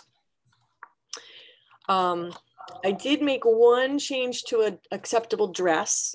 We had added a section on face coverings that talked about the mandate for everyone to, and the requirement to wear face coverings or masks in school, and the requirements of what the mask needed to do. Like I put this together last week, so updated it to a simple statement that says face coverings, all individuals have the option to wear face coverings or masks when in school, on school grounds, and on school transportation. So that takes the section, you can see where it says former, that will come out and it will be replaced by that one sentence I just read. The larger changes that I made, which aren't large at all compared to the work that I'd like to do this year with students to help make our handbook more accessible to kids in terms of readability, friendliness of language, and having them have a say in the kinds of information and rules that we present in our handbook. But this year I took a little bit of slicing and dicing to the conduct and progressive discipline section. I for quite a while have felt, and the assistant principals as well have felt, that it was so dense and very difficult to read, a lot of redundancies. So the core messages that I wanted to get across is that, first, we want our students to strive for positive conduct guidelines. We want them to be respectful. We want them to know what it is we expect them to do every day and to conduct themselves as citizens. So there's a short introduction that, talks about, and some of the language is similar to the past version, that we do want to create a safe, nurturing environment, and that our sales values play a part in how we approach our community, etc. And then the conduct expectations is a bullet list that is all terms. Some of these statements were here as written now.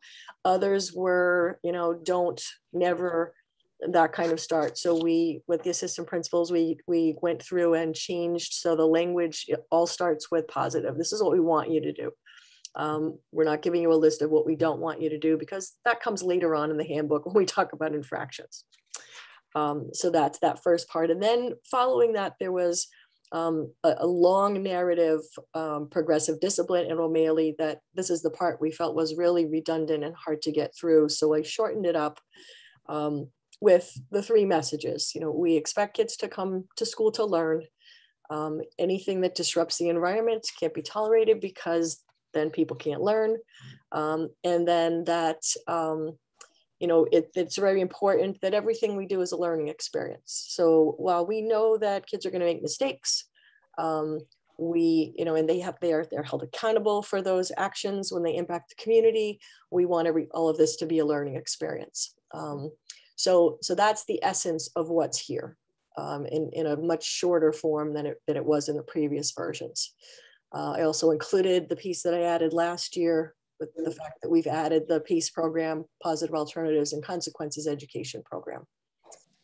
So I think this pretty succinctly says these are the 3 important things about, you know, how we do this discipline thing at O'Malley. Then you can scroll through, you can see how much longer the section was in the old handbook. So it continues. This is still from the old handbook in this same section. It's 3 pages, I think. And then this next, if you stop here, Ben,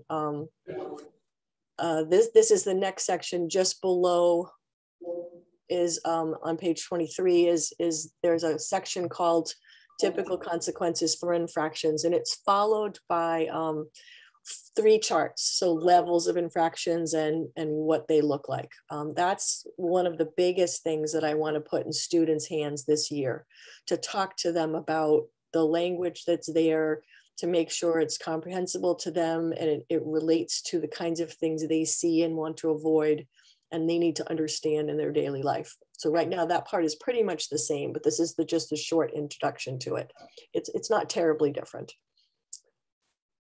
And then following down, there were 2 small changes that I made in the charts. I noticed going through, again, the APs and I sort of reviewed all this, the bullying definition did not include repeated and intentional. So it was not in alignment with the state's definition, the legal definition. It's still not quite exactly that, but adding those 2 pieces, because it's beyond, you know, teasing or name calling. It really has to have that intentional piece, that repeated piece, the power dynamic we talk about, for it to formally be called bullying. And I always hesitate with bullying because I don't want any hurtful behavior. I don't really care much whether it can be defined by the state's definition. We're going to respond to it and we want it stopped regardless. But just to avoid confusion, I felt that the repeated and intentional phrase had to be in there. And then the final change that we made, one of the things we noticed that for some reason, in the level 3 infractions, the statement read, if the student is in possession of knives less than 6 inches and guns, real or look-alike, or other objects readily capable of causing bodily harm. None of us could figure out why it said less than 6 inches. There's nothing on the books, you know, the law, when you talk about felony, is over 3 inches. And we felt like it was really misleading. So I reached out to our attorney to say, hey, do you know why this would be in our handbook?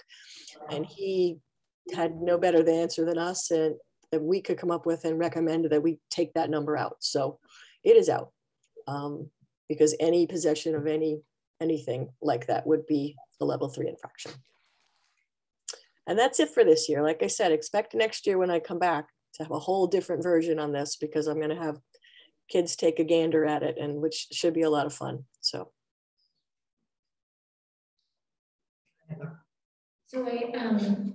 Thank you, Lynn. I took some notes on a couple things in just sort of in the policies, just to wonder about. One thing I noticed was that the social media policy was last approved in 2012. So I'm sort of thinking that programs should take a look at that policy and see if it needs to be updated. Also, the civil rights coordinator, the high school did a really good job at writing when you were leaving and Amy was coming and all their stuff, but for in the other document, you're listed there, and Ryan is still listed as the Title IX coordinator. This is in the school policy manual, right? This was in the policy manual in the policy manual. Right, yeah, I'm talking about which clip we're talking about, so we can go change. Handbooks or policy manual? I don't know, it's going really quickly. So the handbooks have a lot of the policy manual in them. Right, so, I didn't know we had the handbook. Everything is from what was in our packet for this week, so I assume that was all, that's all the handbook. That may have been copied from the policy manual. Right, but I think your point is a very good one about it. You know, specifically pointing out a changeover. Yeah. Right. Makes a whole lot of sense. So my name's not on there all year long, and that we change Ryan to Roberta Eason. So thank you. Right, and then just the last question, Lynn, this is more of you. Yes, here she is. yep. And this may be too big for this moment, but I know that you've mentioned in meetings the electronic communications situation when kids are at school having electronics.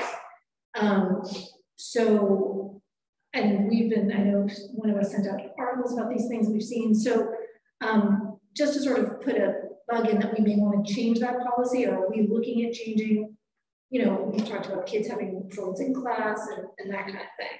Oh, specific to the cell phone policy.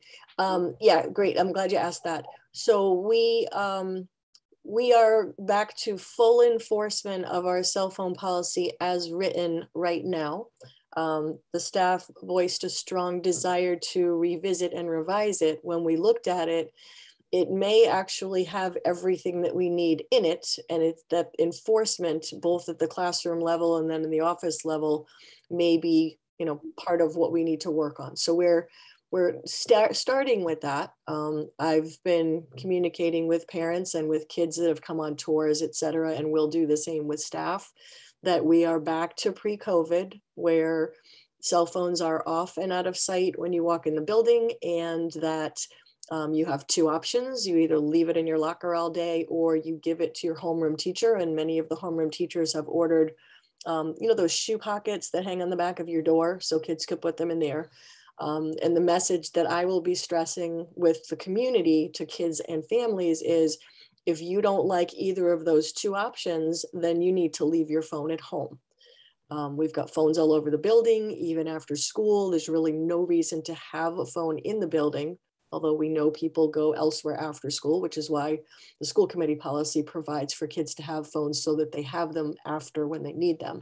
But in the building, we're going pretty close to a zero tolerance policy on it, and really trying to encourage them to be put away. And I will be having a similar conversation with staff. There are members of our staff who have to have their phones on them, student support, admin, because our radios don't work in all places in the buildings, et cetera. But other than that, we want to practice what we preach with the kids and have phones away, across the school community. So hopefully that will encourage kids to move away from them a little bit. I don't expect it to be easy. Kids are very attached to their devices these days. It's a little scary how attached they are. So great. That was my basic question. So thank you. Sure. Lynn, is that just going back to the old policy, or is this a policy revision? Maybe I misunderstood. This is the policy. This is the policy that's written in the handbook currently. So our charge this year is to make sure that every faculty and staff member is enforcing it equitably. And if that's not working, once we get to that point and we can confidently say, yes, people aren't making exceptions, they're not making different rules in their own places, and the kids are really getting a consistent message, then we'll look at the policy for revision after that. But at first, we're starting with recognizing that there are aspects of the policy that haven't been followed consistently among staff, and haven't been enforced the way they need to be. So the policy may be broken, but it may not be. So let's start and make sure that we are, if we're going to take the energy to revise it, do we really need to? Thank you. That's it. The last conversation we had about this, we all sort of brought up the idea of the watch situation, the Apple Watches. Where are we at in terms of that in the policy? Do we have anything that specifically says that you may not have your watch on? There's nothing in our handbook that says anything about, I mean, it's device, but it's based on cell phones. The kinds of issues we're having mostly are related to apps on phones and things like that. Kids aren't taking pictures and posting them on TikTok on their watch. So it's, it will be a concern. It will be part of the conversation. Right now, it's, we haven't changed anything in the policy except addressing it. So that'll be part of what we evaluate though, as well.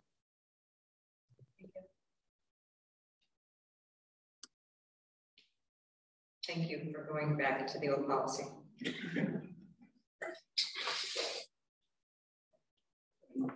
Just one quick thing. You said you went old school with the change list. Thank you. I really appreciate that itemized list of changes, because that makes, as you know, translation, because we have to make sure that we get handbooks translated each year. And if we have to pay thousands of dollars to have an entire handbook translated, where we can pull out language that has changed, have it professionally translated and put it back in. So thank you for the old school approach. That's good to know. Next year, I'm afraid we won't be so fortunate. Well, no, I'm not afraid. I'm hoping, because I'm really hoping that the kids dig into this and that we come up with a document that is really helpful to them as a guideline of how we do school. So. Right, but if it's an entire rewrite, that's a whole different thing. Yes, yes, and it will be shorter. So, And two, unfortunately, Amy Pascal's not here to write this down. I remember, because Greg Fox is leaving, is that we'll do that sort of track with the version that Lynn did for you next year for all of us. Just much easier. Absolutely. So thank you, Lynn. That's a way that I think we'll go forward and do that from now on. Sure. Thanks. So I just wanted to point out one thing as well. In the elementary handbook, at least, it talked about send money to schools and debt and things like that. Given that this year we don't have, that thankfully there's funding for that. I don't think you need to change necessarily that handbook, but there definitely needs to be communication that this year we still have pretensions. Yeah, that just went out. That just went out. So it's I think it probably should come out. Well, part of it has to do with ordering their lunch. So there's pieces of it that they need to use it. Right, that's right. For logistics. Of course, you're right. Yeah, that's right. Okay. We'll take a look at it. If anything need to happen for this year, we will. But I that's it. Saying, and then the communications about lunches are free.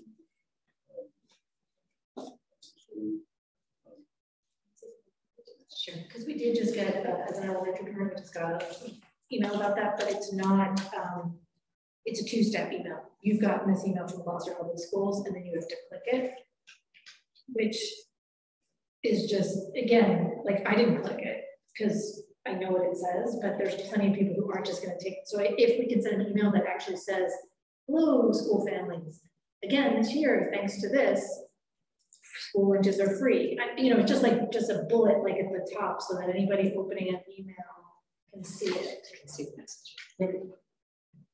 Yes, good. Yeah.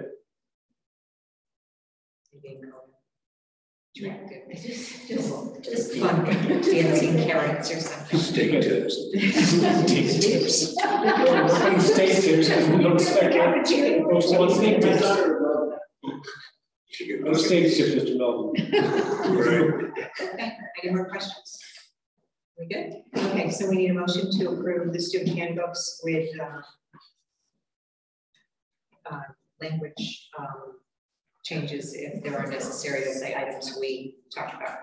So moved. Is there a Discussion? I second it. Maria, may we have a roll call vote, please? Mayor Verda, Yes. Ms. Watson. Yes. Ms. Weason. Yes. Chairperson Clancy. Yes. Christie Melvin. Yes. And Mr. Minio. Yes.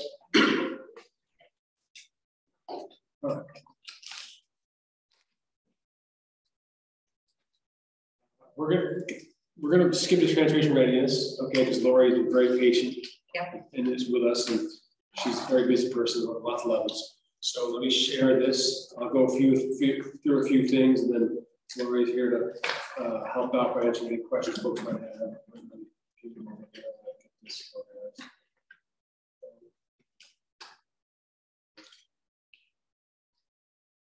All right. So a lot of good news. So Lori and Cameron fully launched Ride 360 after we piloted last year from COVID. If you remember that the app phone and otherwise that families can sign up for, which will give them their routes and their stops, and also a great communication tool for any changes or any types of thing. Over 250 folks signed up already, and we'll keep on communicating more and more and more. So that's good. Hiring is promising, thanks to Lori. She marched in the Forals Parade with a large hiring banner and a yellow bus, right? Yes. And a yellow bus. Great. And also the banner is located outside of Gloucester Crossing all summer, which anybody who's gone in a number of businesses has seen. And that's helped actually put at least 3 people, more than 3 people in our hiring pipeline, maybe I think as many as 5 when we talk today. Where we have a promise of in 5 mid-September in training. Yeah, that's great. Those folks, there's some attrition in terms of we've experienced attrition. It's not an I should say. My recent experience is that there's some attrition from hiring through. So it's an intensive and pretty long training process. So it doesn't mean like 5. Doesn't mean that all 5 will become drivers, but that is like by about 500% more than we had in this past. So that's really promising. Also a huge credit to Lori and her persistence in all sorts of different areas getting to that. So our routing was completed early in prior years. Thanks to Cameron, and it was a traversal whiz. And then just the last couple of days, there's been in terms of the bidding, in terms of the routes, which is the process on bus driver selecting routes. We're getting named to routes. And so now that's done as of yesterday. That we can now we're starting communication on the actual routes, the families, and other information as well.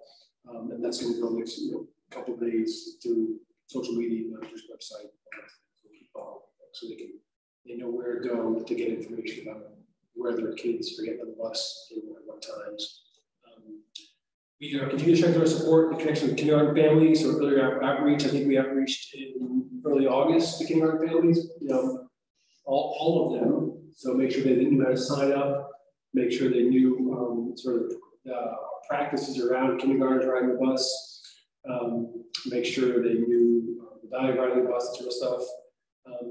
So we've routed all K students ahead of time. So as they sign up or as they show up, what happens a lot with kindergarten students and families is they plan to take the bus, but they don't sign up, but they show up the first day, drive the kids to school the first day often, but they want to take the bus home either that afternoon or the next day. So by routing all of them, we'll be prepared once someone says, a small group says, I'm taking the bus, and that's the first time. Or they tell them on screen as well. So if they're already in place, depending on where they live, so that will give us a leg up on just being organized around that. We're using all the same linear for K students, a better signage on each bus, so they know where to sit, and then using colors for bus routes instead of numbers, which everyone's happy about. One of the pieces in terms of the communication to K families was just urging them to introduce themselves to the driver, to know the driver, that we keep the support process. So making progress on that, and we'll continue to work on making it better for our communities.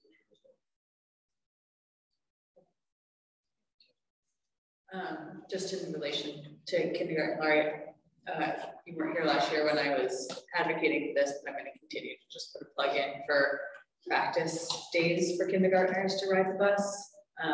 So like there's a day where kindergartners can actually get on the bus to practice and know where they're going to get dropped off. Last year I was a kindergarten parent, and it's hard to explain to your kid where they get dropped off, how to get into the school. I don't know that process, right? And kindergartners go on with all the older kids. They don't go on before, which can be really intimidating. And so I think it would be great if there was a way for kindergartners to have a chance to ride the bus and understand that process before the first day of school, with a whole bunch of first, second, third, fourth, and fifth graders also on the bus. So just as we're thinking of other ideas, I would love to see that happen. We can definitely take that into consideration.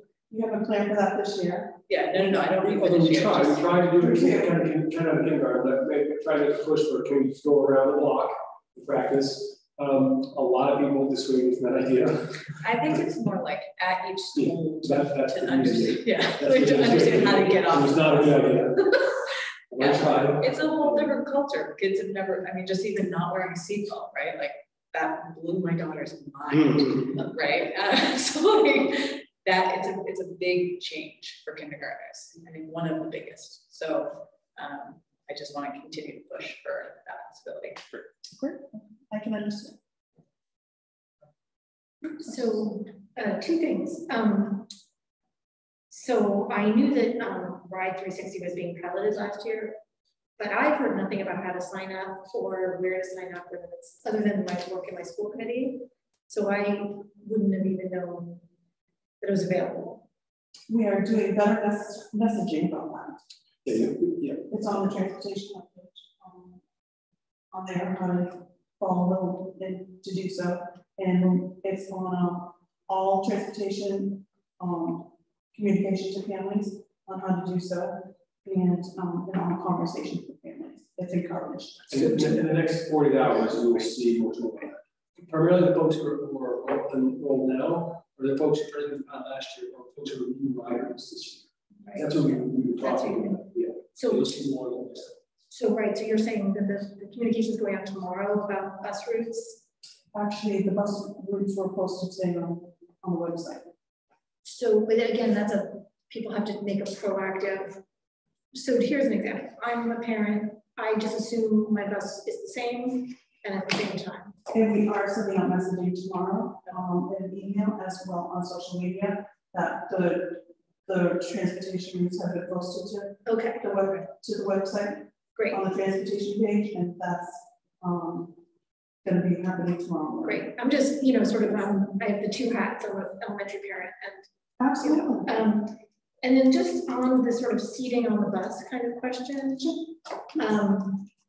So I have a first grader, third grader last year, so now second. So I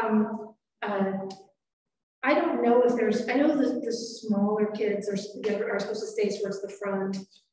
I don't know if that's enforced for anyone other than kindergarten, but I know that there are conflicts. You've got fifth grade boys, right? Rough, and then second grade shy girls, and it's still scary. So I don't know if we have any other sort of seating things for like, first kindergarten and first and second are here, or if that's just impossible to maneuver. But it's still a strict, it can be a difficult social moment, I guess. It's really up to the discretion of the driver. If she sees a problem, then they will address it and ask the student to sit where they have designated the student to sit and speak to the parent. Kindergartners are to sit up front, and it will be a designated spot, very visible to parents as well as the kindergarten students. They will know where to sit, but it doesn't go by grade. Okay. And then last question related to that is our bus stops at O'Malley for music. So what happens is sometimes the bus is incredibly full, right? Like extremely full, and then kids have their instruments. Correct. You mean kids are coming from Lima to O'Malley, the students are right. So the bus gets which I hear a lot about.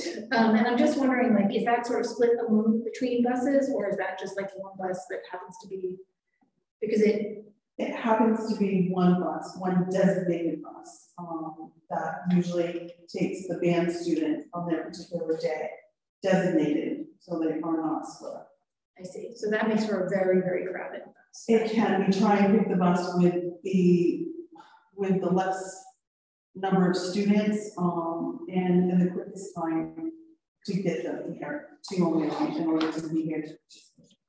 So we don't want to send them all around the. Well, being for most, the direction, obviously, it makes sense. We try and get them here as quick as we possibly can, and sometimes end up on a bus that has a number of students, and we try and we are given the numbers, so if we have to adjust, we will adjust that day. Okay. Thank you. Yeah, real quick, Laura, does the app, right, 360, does it show real time where the bus is? I mean, is there a transponder on the bus that kind of shows it? No, we are not, we do not. That is not what Ride 360 does. Okay. Ride 360 provides you your students and child's transportation plan, and allows us to communicate with you in real time if there's a change in the bus, whether it's running late or has a substitute driver. It does not allow that. Yeah, no, the other thing is we had that come up to kindergarten day or something. And then we have a bus at that. There was, I thought. At the kindergarten, countdown to kindergarten? Yeah. Yes. Yeah. So the kids could go onto the bus and check it out. Yes. Yeah. It turned out that a lot of kids want to do that. Yeah. I mean, like the 10 buses there. Yeah. 2 years ago, when we were all COVID, I was like, whoa, there's a lot of kids on this bus. Last question. It's one that seems to come up to me a lot. Because either I drive by West Parish and I see the line of cars out there. What can we do to promote use of the bus? I mean, is there anything we can do to? We've never actually talked about that before, though.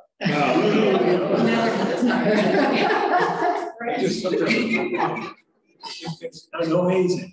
Explain to them how we worked on this. We're going to have Nora be the spokesperson, my daughter be the spokesperson for bus riders. We have a campaign. Oh, you did? Yeah. Go yellow to go green. Right. We can message. It has improved. Yeah. So it has improved in great numbers. It's not what it once was. And I believe that. I wasn't here when messaging went out when free transportation, not free transportation, but transportation was offered to all West Parish students. So I believe in communicating that and offering that, it has reduced the numbers immensely of what it once was. You're saying cars or cars? Yeah, absolutely. Cars in great number.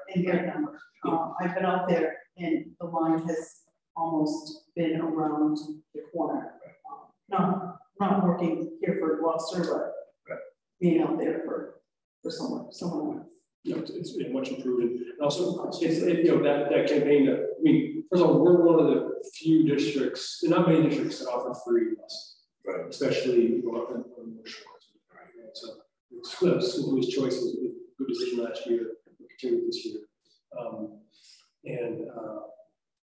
so that's one way it helps. And also to help educate folks. We did this in the kindergarten communications and in our FAQs for folks. It helps the environment, it helps keep cars off for all the reasons, but that's not something we push that much this summer, but we'll continue to have some more capacity. I can't emphasize enough, my 3 kids were all bus takers. I couldn't wait to get them on the bus and would never think to pick them up and drive. The thing that impressed me the most was, I think we had the same driver for years. That relationship that we had, you're turning your kids over to someone that's going to make sure that they get to and from school safely. I think that's really important and should be noted as such. But anything we can do to promote the app and kids getting on the bus.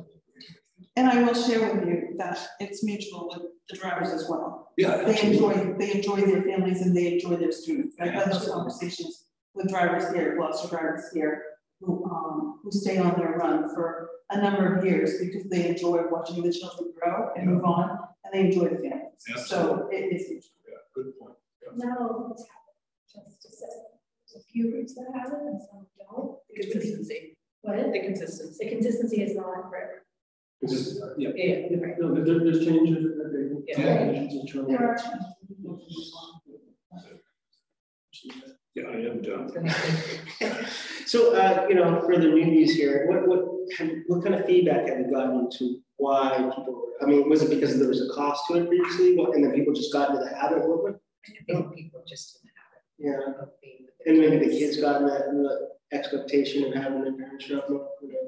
Some of the responses, it's a social time for parents as they're waiting to pick up their kids. Oh, really?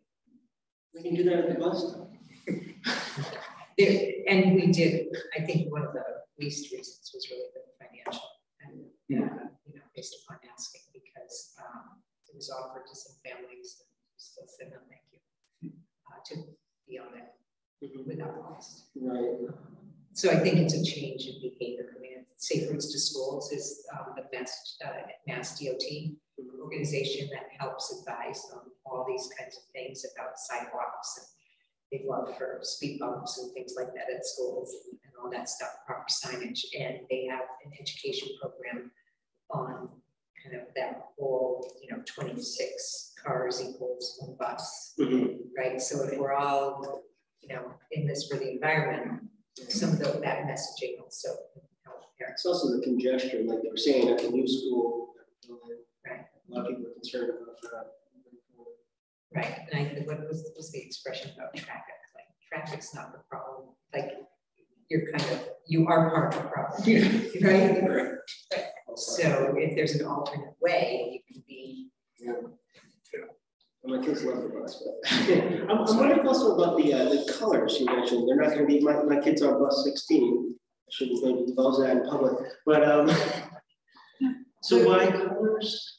The colors, because if much easier to keep track of. It's easier to keep. It is. It's just definitely easier to keep track of, especially if a bus goes down and it changes. The route number is 16, but the driver has to be an 8 today. It's just a matter of messaging to the school and to the students to look for this particular number, where a color, there will only be one color out at each school.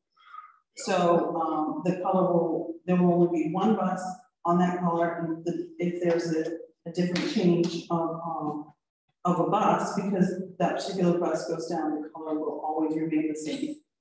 No matter what, there's numbers on the buses and numbers on the boots. Yeah. And sometimes they don't match. Sometimes often they don't match for a variety of reasons. Yeah. And so if you go with, you know, essentially a color placard in whatever bus is doing that route that day. And whatever driver. So the numbers coming off the bus. The numbers aren't coming off the bus, we're just going to cover them with color. Yeah, I mean, yeah. I'm sorry, yes. You won't see the Yes. Effectively, you won't see the number. They won't. Another version other schools can do is they go with animals, like the pink pony. I like that. Some of us do, some of us don't. Colors are good. And it saves the children from having to remember a number too. I'll have to use it. Well, I mean, if you look at it in subway now. Yeah. Right. So we're gonna try this year. We'll critique it up here. All right, yeah. Bill had asked about the real-time sort of updates and transponders. I remember last year there was a discussion that there could possibly be an add-on ride.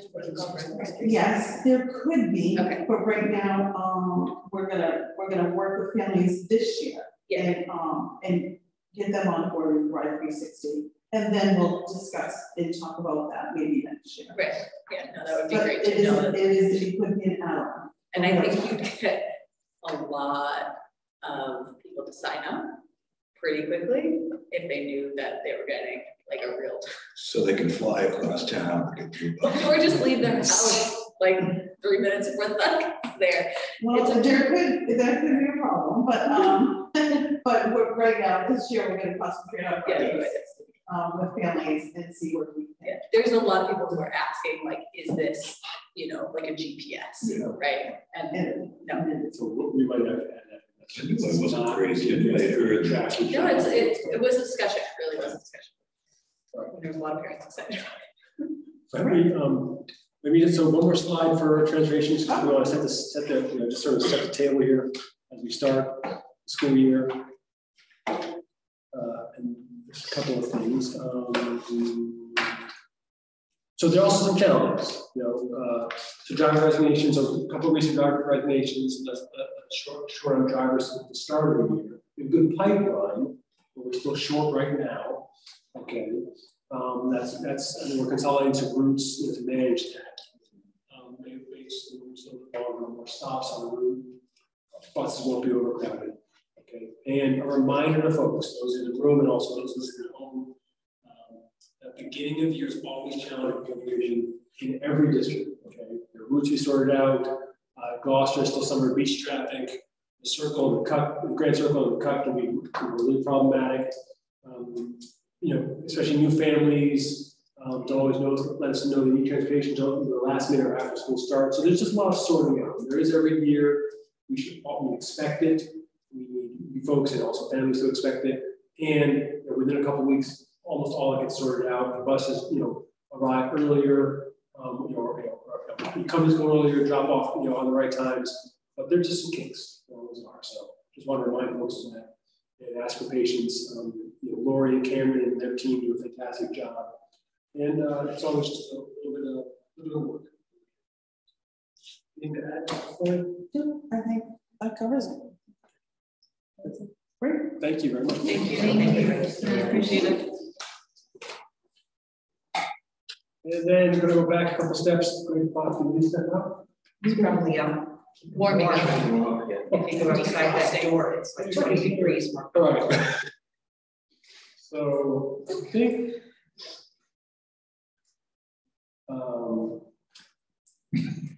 I can do this, but I won't do it very good. I won't do this justice. So you might do the correct forms up. Okay. The next one, let's you want to move to the BNF? Sure. Okay. You're going to start, Kath, then I'll pick up where you tell me to. Melissa is not here. So I hope everybody has a chance to watch the recording for some of these items on these updates, because we do subcommittees so that we don't have to redo the work at committee. A lot of this was just some updates. I think and would like to go through a couple of them because some of them are more timely to talk about, particularly the window replacement at O'Malley, which is coming up for vote next week at the MSBA. That has some implications for action at the city council, things like that. So you want to, what do you want to do?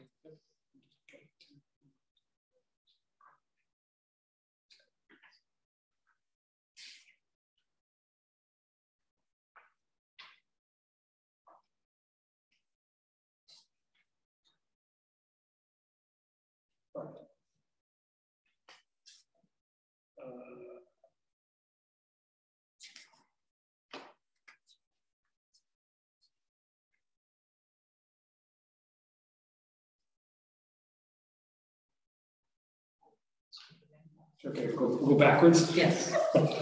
So I can get back. You have to adjust the, well, depending on how you find it, right or wrong time. So could you give us the update on this, all the school professional development and trainings been going on? You got one slide, there's a whole lot. This is actually not all of it. These are highlights. There were a lot of smaller things going on, but this would just be a quick update. A lot of the trainings involved centered around the elementary pilot. We knew that we needed to launch into the first year of our 2-year implementation for elementary language arts curriculum. So we had a number of items on here: Wit and Wisdom, ELA curriculum launch and module study. We had 41 teachers. At the end of June, we had another 24 who were trained this week. And all of that means that those are teachers we won't be pulling out of school for a full day and needing to get subs for. So it was really important for us to do that. We had GEOs, which is companion foundations. Melissa Francis did some foundations training just today. But our math and literacy coaches have been doing New Teacher Academy all week. And our new teachers have been adding tomorrow, we'll have done 4 days straight of training prior to the school year even starting. We had in some cases, small group or one-to-one FOSS science training for elementary school. We started this summer with, up at the top, a 15-hour English learner course that helps teachers fulfill their 5-year requirement for 15 hours in English EL training. And that was called Filling the Gaps for EL Students. Universal Design for Learning Workshops. Let's see, and then 2 weeks ago, is it not 2 weeks? Or was it just last week? Last week. We did 3 days of training for the leadership retreat. So those are just some of the things that were going on this year for training to get the year started. Okay. I just need a quick reminder. The Wit and Wisdom ELA curriculum launch K through 5. Is that all the schools, all the grades? It's all schools, roughly half of the teachers this year, and we concentrated on all new teachers. Anybody new to the district definitely was trained in Wit and Wisdom and is implementing. And then what we did was we took pilot grade levels that had done one teacher in 4th at Plum Cove, for example, one teacher in 5th at another school. We felt that it made logically to have those teaching partners in 5th grade in a school. So if one teacher piloted at Plum Cove last year in 4th grade, last year during the pilot, that the full grade would be trained. So that one wasn't on their own and the other staying. So just doing that alone, plus new teachers, we ended up with almost half of the teachers. So could you, like at each elementary school, who is doing the curriculum? Like which grades? It varies. Okay. Yes, at each school, depending on, again, how the initial pilot went and what grade level was piloted. So it's not going to be exactly the same at every school. Just as a reminder, our decision to do half and half is because we want to make sure that we have the best and most support for teachers who were starting this year. And by pairing them, making sure that the piloters from last year, I'll just give another example. Let's say we've got 4th grade at West Parish. If one of those team members already piloted, by bringing those others on this year, they're not only getting training, external training, but they're getting embedded support. There are some grades where nobody piloted, and so they would all be fresh. And by doing this, we can maximize the expertise and the coaching and the piloting and the partners, and do it in 2 stages. And so we'll have all of that expertise that then is in year 2 while the others are starting. So not exactly the same at every school.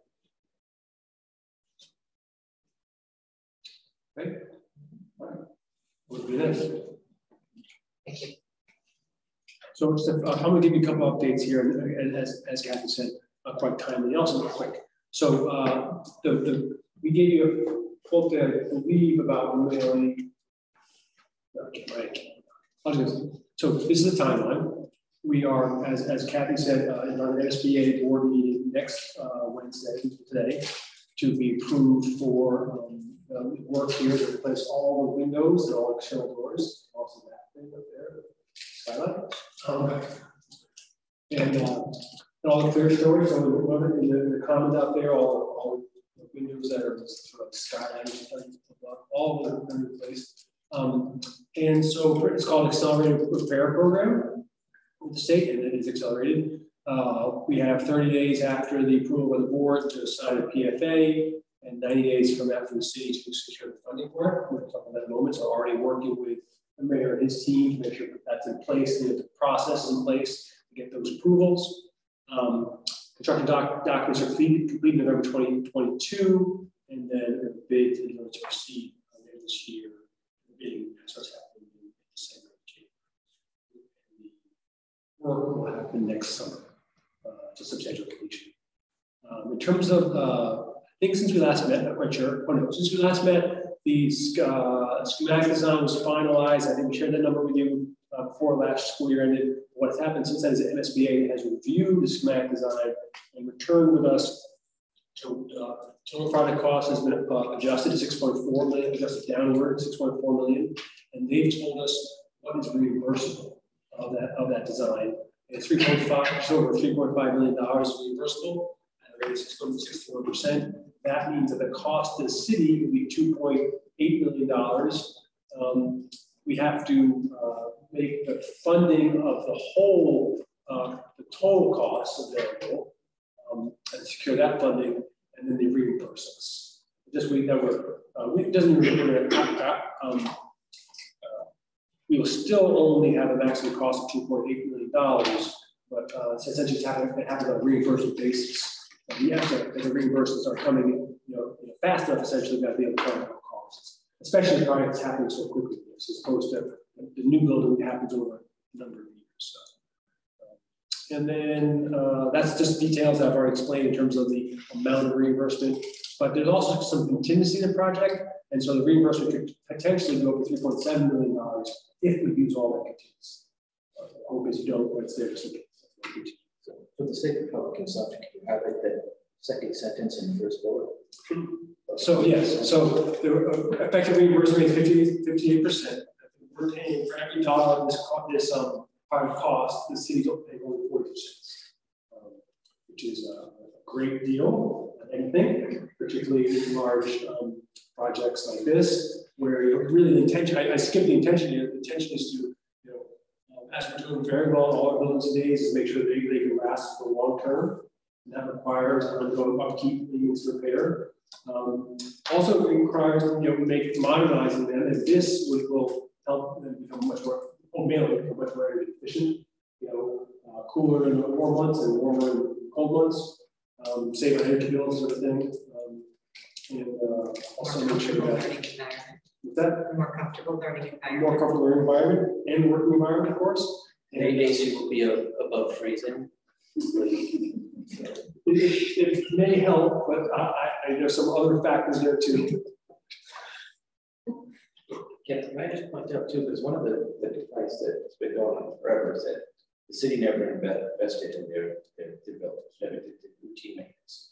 And I think that the last several years, that's certainly not what it is. So this is just further evidence that we're trying to do what we can, making up for lost time, unfortunately. But I think 42 cents on the dollar is an excellent deal. If we didn't take that money from MSBA and other municipalities,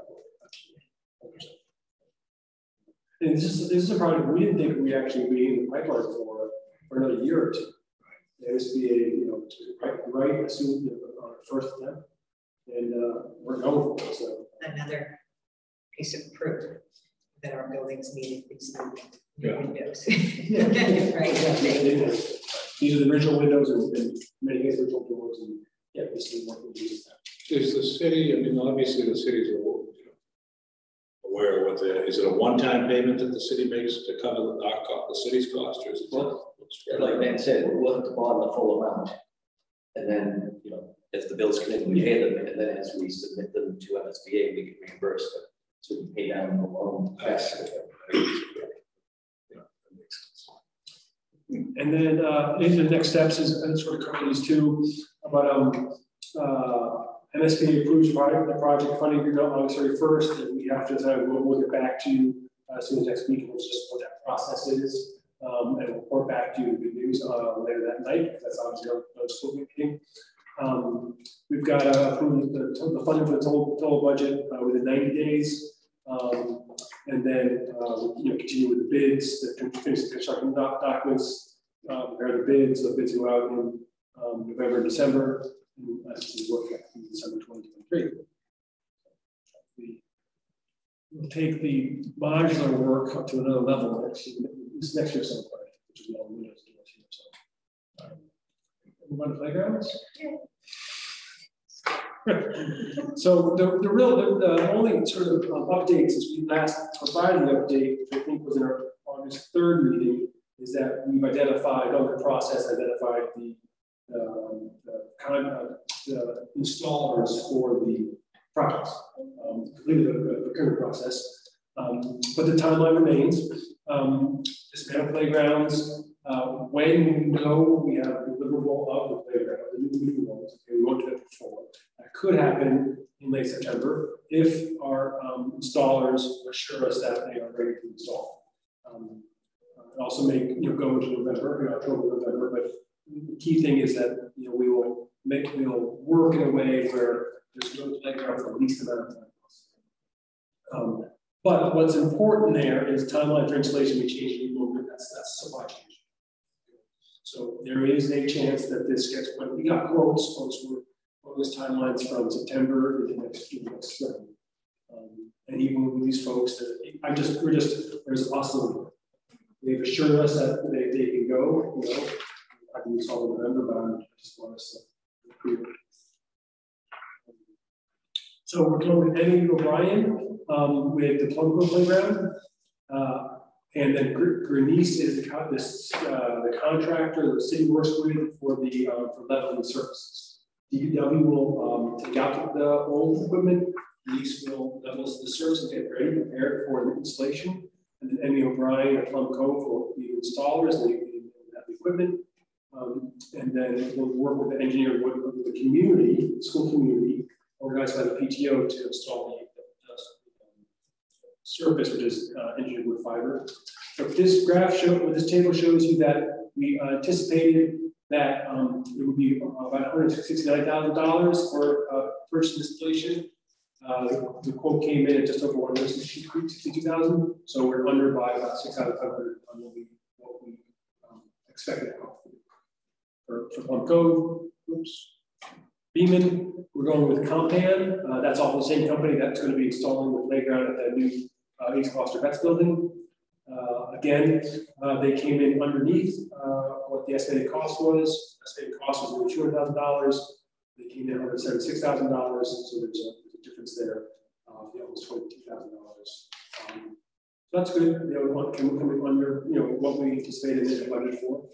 In terms of budget costs, all these costs you've seen tonight are being funded by the ESSER 3 grant. We'll install engineered wood fiber as an initial surface, paid for by ESSER. We'd like to move to a poured rubber surface over time to make the playgrounds fully accessible. The engineered wood fiber qualifies to make it accessible, but the poured rubber surface will be a much longer term approach, and we'll work with the city to make that surface.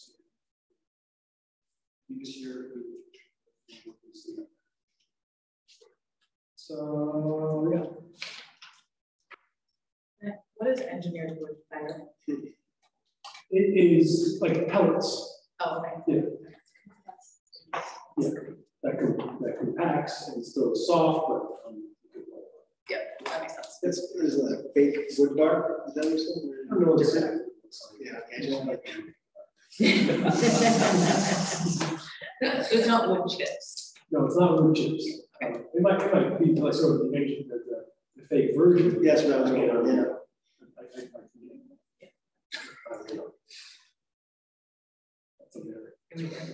Great. Okay, good news. All right, so we continue to get information on 2 Blackburn Drive, trying to figure out what the long-term solution there is. Melissa introduced the topic of the school committee compensation. We discussed just very briefly about gathering information to comparable, getting information about what other communities have for their compensation. So we just had a baseline to know what's out there and where we stand versus that. And it was pointed out that it has been adjusted in a very long time. So we're going to continue that research so we can continue with the discussion.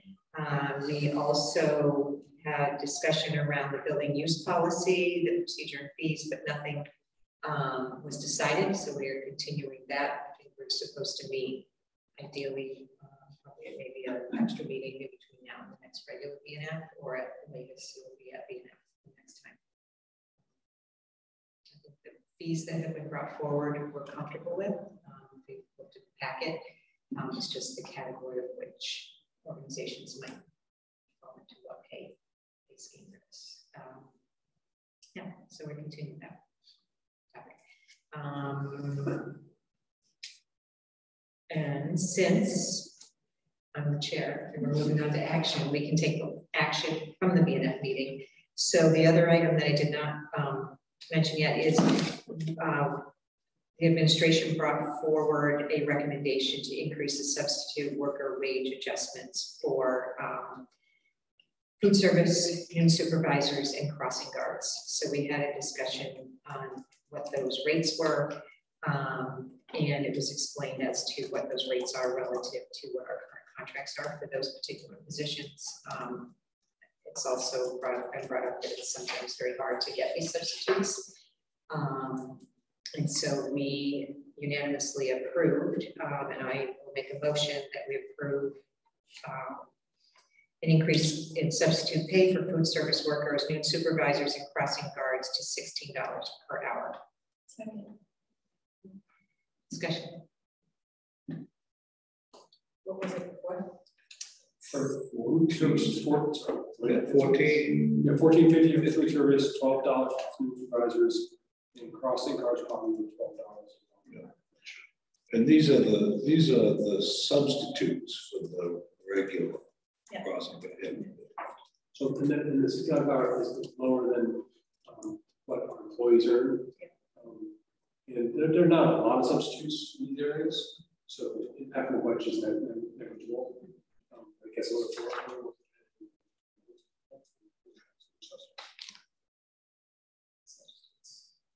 Because I know people that do some of these jobs and they're like, it's hard for them to take any days off. So it'd be great if there was a pool of people that just, on commitment, but there. So we hope this will make that difference. So what's the, say, comparable salary or wage for full-time, say, crossing guard or something like the lowest level? What's the differential? Yeah, noon supervisor, I think it was $16.50 to start. Mm-hmm. Yeah, and crossing guard is still similar. Food service rules are different positions at different scale. So it's pretty close to the entry. Yeah, it's not that far. Yeah, it's pretty close. A little bit further away from the food service, but close to that.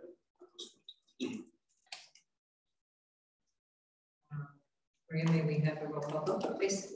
Mayor Verger. Yes. Ms. Watson. Yes. Ms. Wiesen. Yes. Chairperson Clancy. Yes. Mr. Melvin. Yes. Mr. Minio. Yes. Okay, passes unanimously, 6 votes for. Next item of action is approval to appoint the superintendent as a board member of the North Shore Education Consortium, which is something we do every year. So we need to take a formal vote so that they have him approved. So moved. Second. Okay, discussion. Thank you. Maria, roll call vote, please. Mayor Verger. Yes. Ms. Watson. Yes. Ms. Wiesen. Yes. Chairperson Clancy. Yes. Mr. Melvin. Yes. And Mr. Minio. Yes. And we've already approved the school handbooks. Next item of business is an update on the East Gloucester / Veterans Memorial School building update. I know there's something I'm supposed to report about the school. What's going on? What's going on? Second, getting close. Brick facing down there. Yeah, left side of it, did now, looks great.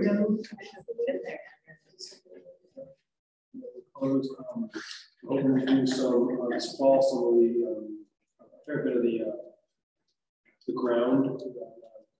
Landscape. Not landscaping, but no, just yeah.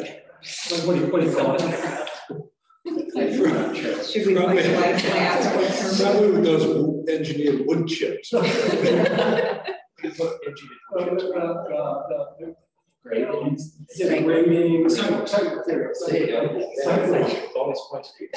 site work. I think we had a building meeting around the location. We did. We approved change order, but change well, actually work, but some of them were incorporated in the value engineering already, so they were incorporated into the budget. This other one is I can't remember what the change is. Just did the update building, but he wants to read the project website, and all falls within the contingency. So we're also looking at we reviewed some location of benches and location of possible benches in case folks want to donate benches to the grounds. Not necessarily more benches, but just benches. So without anything out. So talk that through site work.